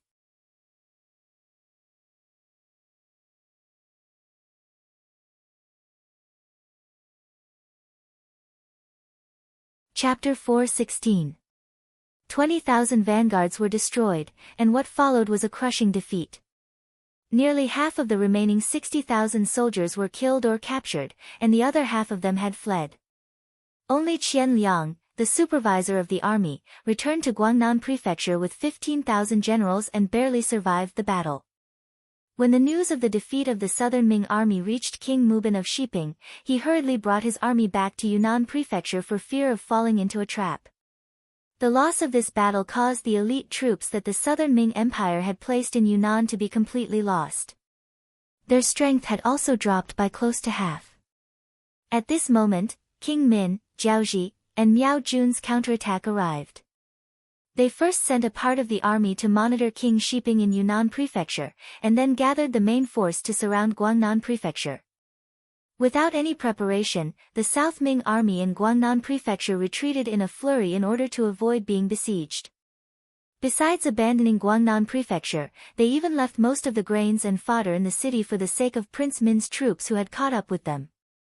After abandoning Guangnan Prefecture, they planned to march to Guangxi Prefecture to meet up with King Shiping's army. However, they dared not trust anyone. Fearing that King Shiping would stab them in the back, Governor Wang Lai of Huguang proposed that the newly appointed Administrative Secretary of Yunnan and the former Administrative Secretary of Guangdong, Yang Xinmin, and Army Supervisor Qian Liang both agreed. The army left Yunnan and headed toward Guangxi's Xiqing Prefecture. But who would have thought that without enough communication in advance, the Guangxi army was not prepared enough, causing the army to advance too slowly. Not long after the army entered Xiqing Prefecture, they found the King of Min's troops chasing from behind. After a night in Xiqing Province, the army continued to retreat to the east. They passed through Qingyuan Prefecture, Guilin Prefecture, Guangxi Prefecture, Shaozhou Prefecture in Guangdong, and finally arrived at Ganzhou Prefecture in Jiangxi Province. A few months ago, it was here that Yang Qindong met up with the remaining 10,000 soldiers in Guangdong and solved the rebellion of the Yellow Bandits in Guangdong. However, who would have thought that Wang Lai and his army would also retreat to this place in such a short time? After losing most of the cities in Yunnan, Guangxi, and Guangdong, the southern Ming army finally settled down. King of Min's troops did not chase after them. Instead, they began to digest the land and cities they had just obtained. Because this place was jointly attacked by the Min king, Jiaozhi, and Miao people, they still needed to discuss the division of the city. This gave the southern Ming army a chance to catch their breath. But at the same time, it had to be said that after most of the three provinces were occupied, the three armies formed by the Min king's faction also revealed their true nature. They burned, killed, and pillaged everywhere. For a time, the people of the three provinces had no way to make a living. Many big families were robbed. Many people were displaced. They did not have clothes to wear and food to fill their stomachs. The news of the army's defeat spread like a gust of wind to the capital of the southern Ming dynasty. When Zhu Qizhen, who was in the main hall of the palace, heard the news, he fainted on the spot. Not long after, important officials and generals came to the palace. To everyone's surprise, the Minister of War, Kuang Yi, who had been ordered to recuperate at home a while ago, was also present. Kuang Yi stood in the imperial court without the slightest hint of illness, but his ashen face told everyone that he was in an extremely bad mood. It was not just Kuang Yi. There was probably no one in the imperial court who was in a good mood. 1/3 of these officials were important officials in the capital of the northern Ming dynasty. They had come to Nanjing because they trusted Zhu Qizhen. They had originally thought that they would first establish the southern Ming dynasty with Yingzong. Then, after working hard, they would counterattack Baiming and unify the great Ming dynasty. At that time, they would all have the merit of supporting the emperor, and it would not be impossible for them to be recorded in the annals of history. Who would have thought that two seemingly insignificant civil conflicts in the south would lead to such a consequence? The southern Ming Empire had lost 3 provinces in a row. If it wasn't contained, it wouldn't be long before the entire southern Ming Empire would cease to exist. At that time, let alone returning to the capital, it would be hard to say whether or not they would be able to keep their lives. The sudden turn of events and the terrible situation left everyone speechless. The civil and military officials arrived one after another. Then, they all imitated Kuang Ye's gloomy expression, looking very unsightly. The officials were silent, which was a rare occurrence. The head eunuch, Chao Jixiang, broke the silence with his horsetail whisk. The moment he appeared, the commotion attracted everyone's attention. Chao Jixiang's expression was also not good. He first swept his gaze across the officials, and when he saw that everyone was present, he sighed in relief and said, "The emperor has decreed that Kuang Yi, Wang Zue, Qin Sun, Shao Xian, and Shang Lu are to wait in the inner hall." This official obeys. Kuang Yi and the other 4 hurriedly bowed and cupped their fists. Then, they followed behind Chao Jixiang and left the throne room. When the 5 of them left, the other officials looked at each other. For a moment, they did not know whether to leave or not.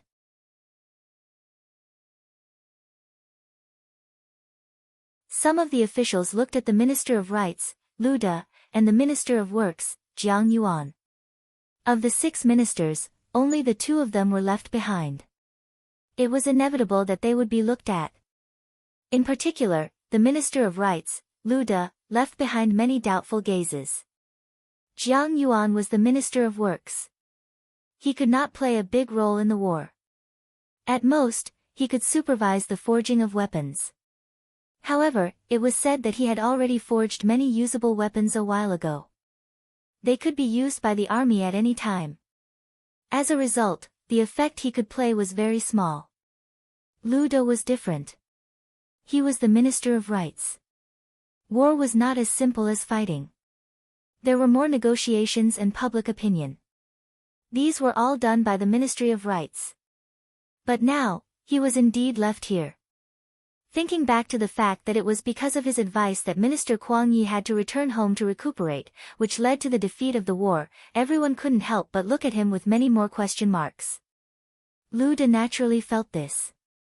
He also knew that the emperor needed to find a scapegoat for the defeat of the front line.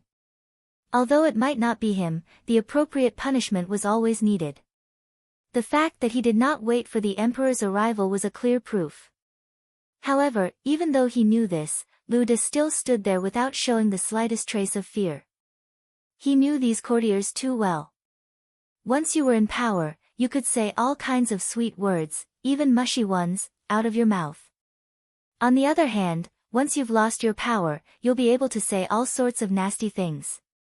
In the main hall, Liu De, who was standing there, was suffering. Inside the hall, Zhu Qizhen, who had returned to normal, was sitting on the golden dragon throne. Apart from his face being a bit pale, there was nothing wrong with him. Seeing the 5 officials in front of him, Zhu Qizhen pointed at the table and said, "Dear officials, please sit down." "Thank you, Your Majesty. We are guilty, and we do not dare to sit." The 5 ministers looked at each other, shook their heads, and said that they were guilty. Often, the more polite the emperor was to you, the more it meant that it was not a good thing. They had seen this many times. Naturally, they did not dare to casually sit down. "Ai, what are you guilty of?" "The guilty ones are the generals at the front lines. It has nothing to do with you. Sit down." "Minister Kuang, you're the oldest here, and your health hasn't been good for a while, so you should take the lead and sit down." "Oh right, is your body all right now?" Zhu Qizhen tried his best to express his concern for Kuang Yi and the others. "Thank you for your concern, Your Majesty. This official's body is fine," Kuang Yi said with a face full of gratitude. "Good, good. It's good that you are fine. We cannot lack capable officials like you by our side." "That's right, all of you should sit down."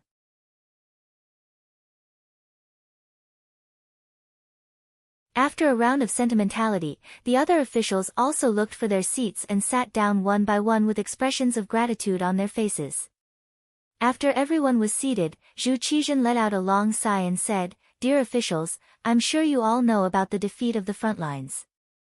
It was all Wang Ji's rotten idea that caused us to make a mistake in our strategy. Also, the generals at the front lines were afraid of death, resulting in the current situation. We truly regret it." After a series of self-criticism, Zhu Qizhen shook his head with a look of regret. Then, he nodded to Chao Jixiang who was standing to the side. "Yes." Chao Jixiang hurriedly replied. He then took out the golden back of the imperial edict and read it aloud, "By the will of the heavens, Your Majesty, the left assistant minister of the Ministry of War, Wang Ji, retreated in fear of the enemy.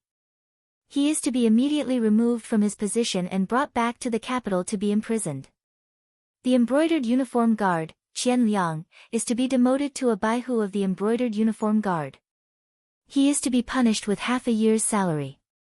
The governor of Huguang, Yang Xinmin, and the other officials are to be punished with a year's salary. They are to be demoted by half a rank and remain in the army."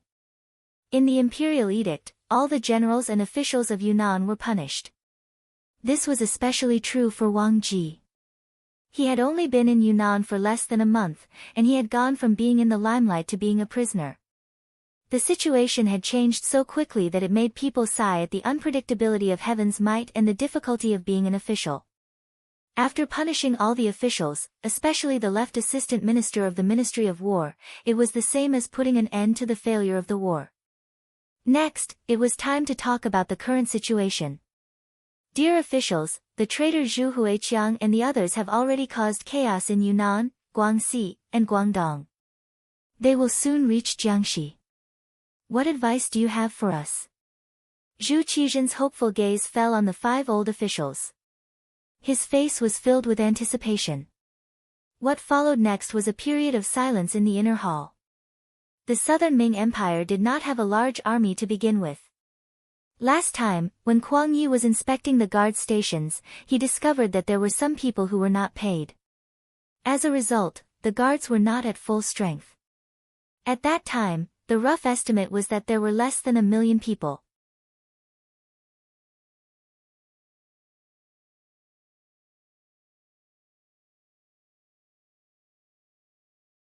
Chapter 4:17.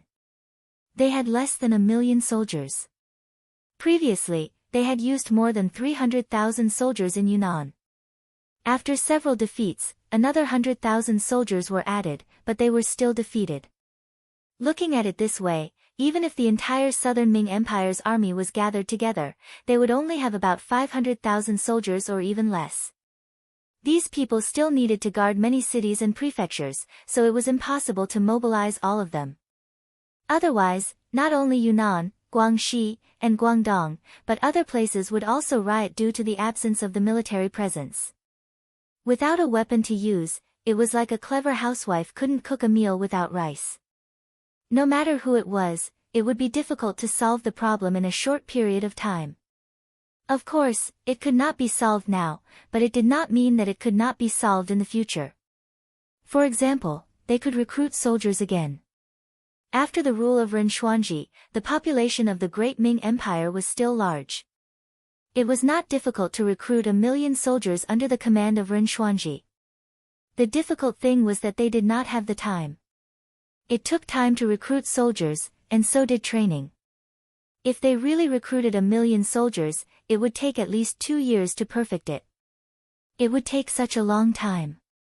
Would the King of Min's people give it to them? What if they killed their way over during this time? The situation would be even more chaotic. Even if it was too late to recruit soldiers, there was another way that might work. It was to ask for help from Baiming. Today, Baiming did not have any wars because of geographical reasons. And it was said that they had just recruited a lot of soldiers and were training. They should have extra soldiers. If they could borrow 500,000 soldiers from them, the problem of the King of Min could be solved. But the problem was, would they agree? If they really borrowed 500,000 soldiers, would they listen to Yingzong? Don't turn the spearhead and charge to Nanjing. That would really be diverting the calamity. Don't think that Baiming wouldn't do such a thing. Why did the King of Shiping not go all out for a long time? Wasn't it because of them? It was because of their interference that the situation in Yunnan changed. The King of Min's strength was getting stronger and stronger, and now he occupied 3 provinces. It was too late to recruit soldiers, and asking for help was not reliable. No wonder the 5 ministers bowed their heads in silence. They really did not have a better way. Zhu Qizhen was disappointed when he saw the long silence. What's wrong? My beloved subjects, is there really no hope for our Southern Ming dynasty? Are we really going to hand over the country our ancestors left to us? If that's the case, how am I supposed to face my ancestors? As he spoke, Zhu Qizhen's eyes actually welled up with tears, an extremely sorrowful appearance. We are incompetent. Wang Zhua and the other 4 important officials saw the emperor's actions and were so frightened that they hurriedly got up and knelt on the ground. People always say that if a minister is incompetent, then a monarch is tyrannical. Even the ruler of a country was forced to shed tears, so how could the subjects not be terrified? Zhu Qizhen was moved, but the ministers couldn't do anything about it. This made him even sadder. His heart seemed to be dripping blood when he saw the important ministers kneeling on the ground one after another. He had called a few important ministers over in order to find a chance to strike back. Could it be that there was really no other way? The Minister of Revenue, Wang Zue, knelt on the ground. The Minister of Personnel, Qin Sun, knelt on the ground. The Minister of Justice, Xiao Xian, knelt on the ground. The Minister of War, Kuang Yi, did not kneel on the ground. Zhu Qizhen thought his eyes were playing tricks on him, but when he looked again and saw that Kuang Yi was not kneeling on the ground, his eyes lit up. He suddenly stood up and asked with an anxious expression, "Minister Kuang, do you have a good plan?" "I don't dare to say that there is a good plan, but there is a way.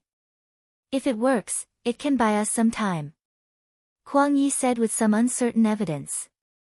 "By time?" Zhu Qizhen seemed to be confused. "Yes, by time.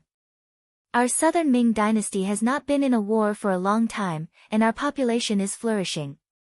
As long as the emperor issues an imperial edict to recruit a large number of soldiers, it will not be long before we have an additional 1,000,000 soldiers. However, this will take some time. Right now, there's only one person who can buy us some time." "Who is it?" Zhu Qizhen's expression was incomparably nervous when he heard that there were still people and soldiers that could be used. He asked with hope in his eyes, as if he was afraid that Kuang Yi would not tell him the answer if he asked too late.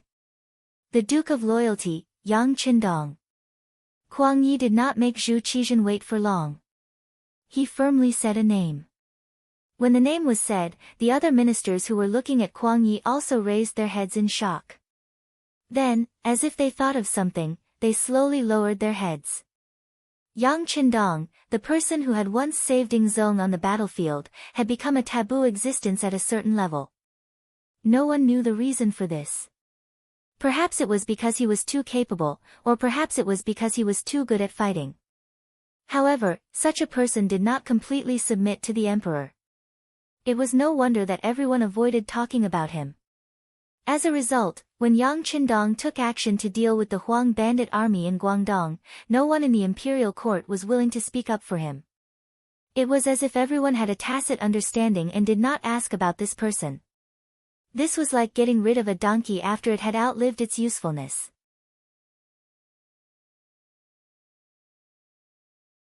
Now that he had encountered another big problem, someone had actually mentioned Yang Qindong. If he were to use him at this time, would he accept it? Would he agree? These were naturally the thoughts of the ministers. This matter was in Zhu Qizhen's heart, but he had more considerations. He knew about Su Muner's matter. Although he did not appear from the beginning to the end, he had already tacitly approved of Commander Menda's actions. This could not be denied. In other words, he also had thoughts of killing Yang Qindong. There was no familial love in the eyes of the imperial family. This was something that everyone knew.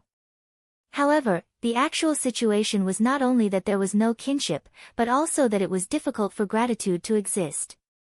Since ancient times, how many officials had saved the emperor's life, but in the end, how many of them had a good ending? As the saying went, it was fine to share weal and woe, but it was hard to say if one could share joy. Even if Yang Qindong had saved Dingzong's life, even if he had contributed greatly to the South Ming Empire, just based on the fact that he was good at fighting but was unable to become a loyal minister, there was no room for discussion about killing him. Under various circumstances, Zhu Qizhen tacitly approved of Commander Menda's actions. Moreover, he had received a secret report from the embroidered uniform guards saying that Su Muner had succeeded. Yang Qindong had been staying in the military camp, using the excuse of recuperating, and so on. When he heard this news, Zhu Qizhen could not help but feel a trace of sympathy in his heart. However, after a while, he forgot about this matter. Perhaps in his eyes, saving his life was not important. What was important was his throne and whether or not he could inherit the country left behind by his ancestors. It was because he had already sentenced Yang Qindong to death in his heart that this person had long disappeared from his mind. Thus, when the situation was critical, he did not think of this person. Now that he heard Kuang Ye's reminder, doubt appeared in his heart. Could it be that Yang Qindong was not dead? If he was not dead, he could make good use of it now. Beloved official Kuang, where is he now? After Zhu Qizhen's thoughts returned to normal, he asked with hope. Replying to your majesty, the Duke of Zhongdan is currently outside Gaozhou Prefecture in Guangdong. I heard that he is sick and is currently recuperating. Over there, my Ministry of War's Guaning, Embroidered Uniform Guards Steward Wei Guang, and Guangdong Guards Commander General Ma Wei are all there. Kuang Yi replied in a low voice and gave a simple description of the situation over there. As for why those people were there, the emperor should be very clear about it. Oh. Zhen remembers now. Zhu Qizhen suddenly understood and nodded his head. He thought of the secret report from the genie guard a while ago.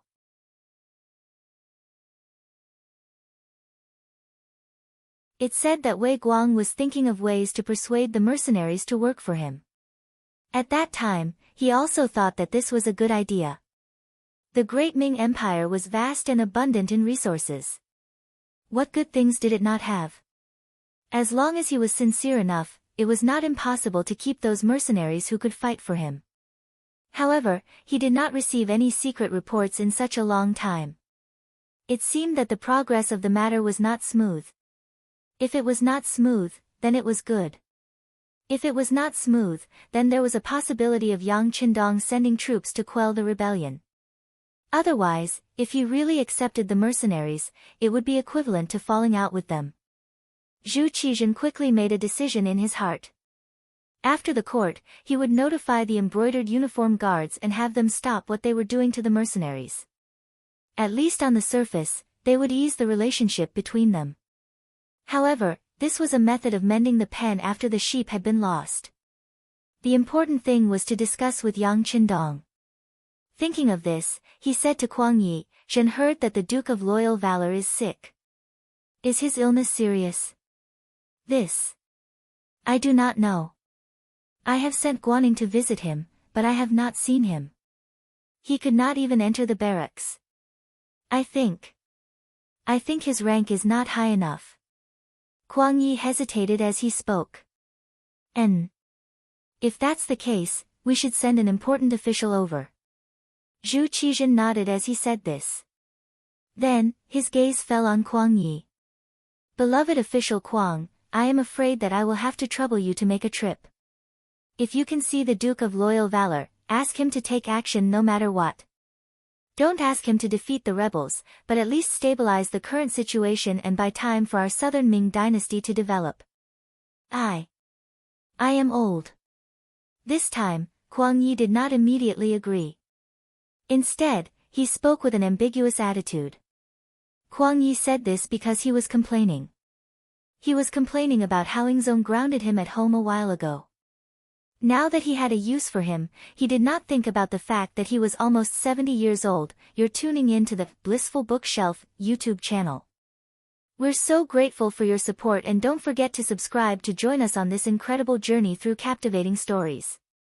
Your generosity through donations truly makes a world of difference, as it's the primary source of revenue that allows me to expand and enhance this channel for you. Thank you from the bottom of my heart for being a part of this adventure.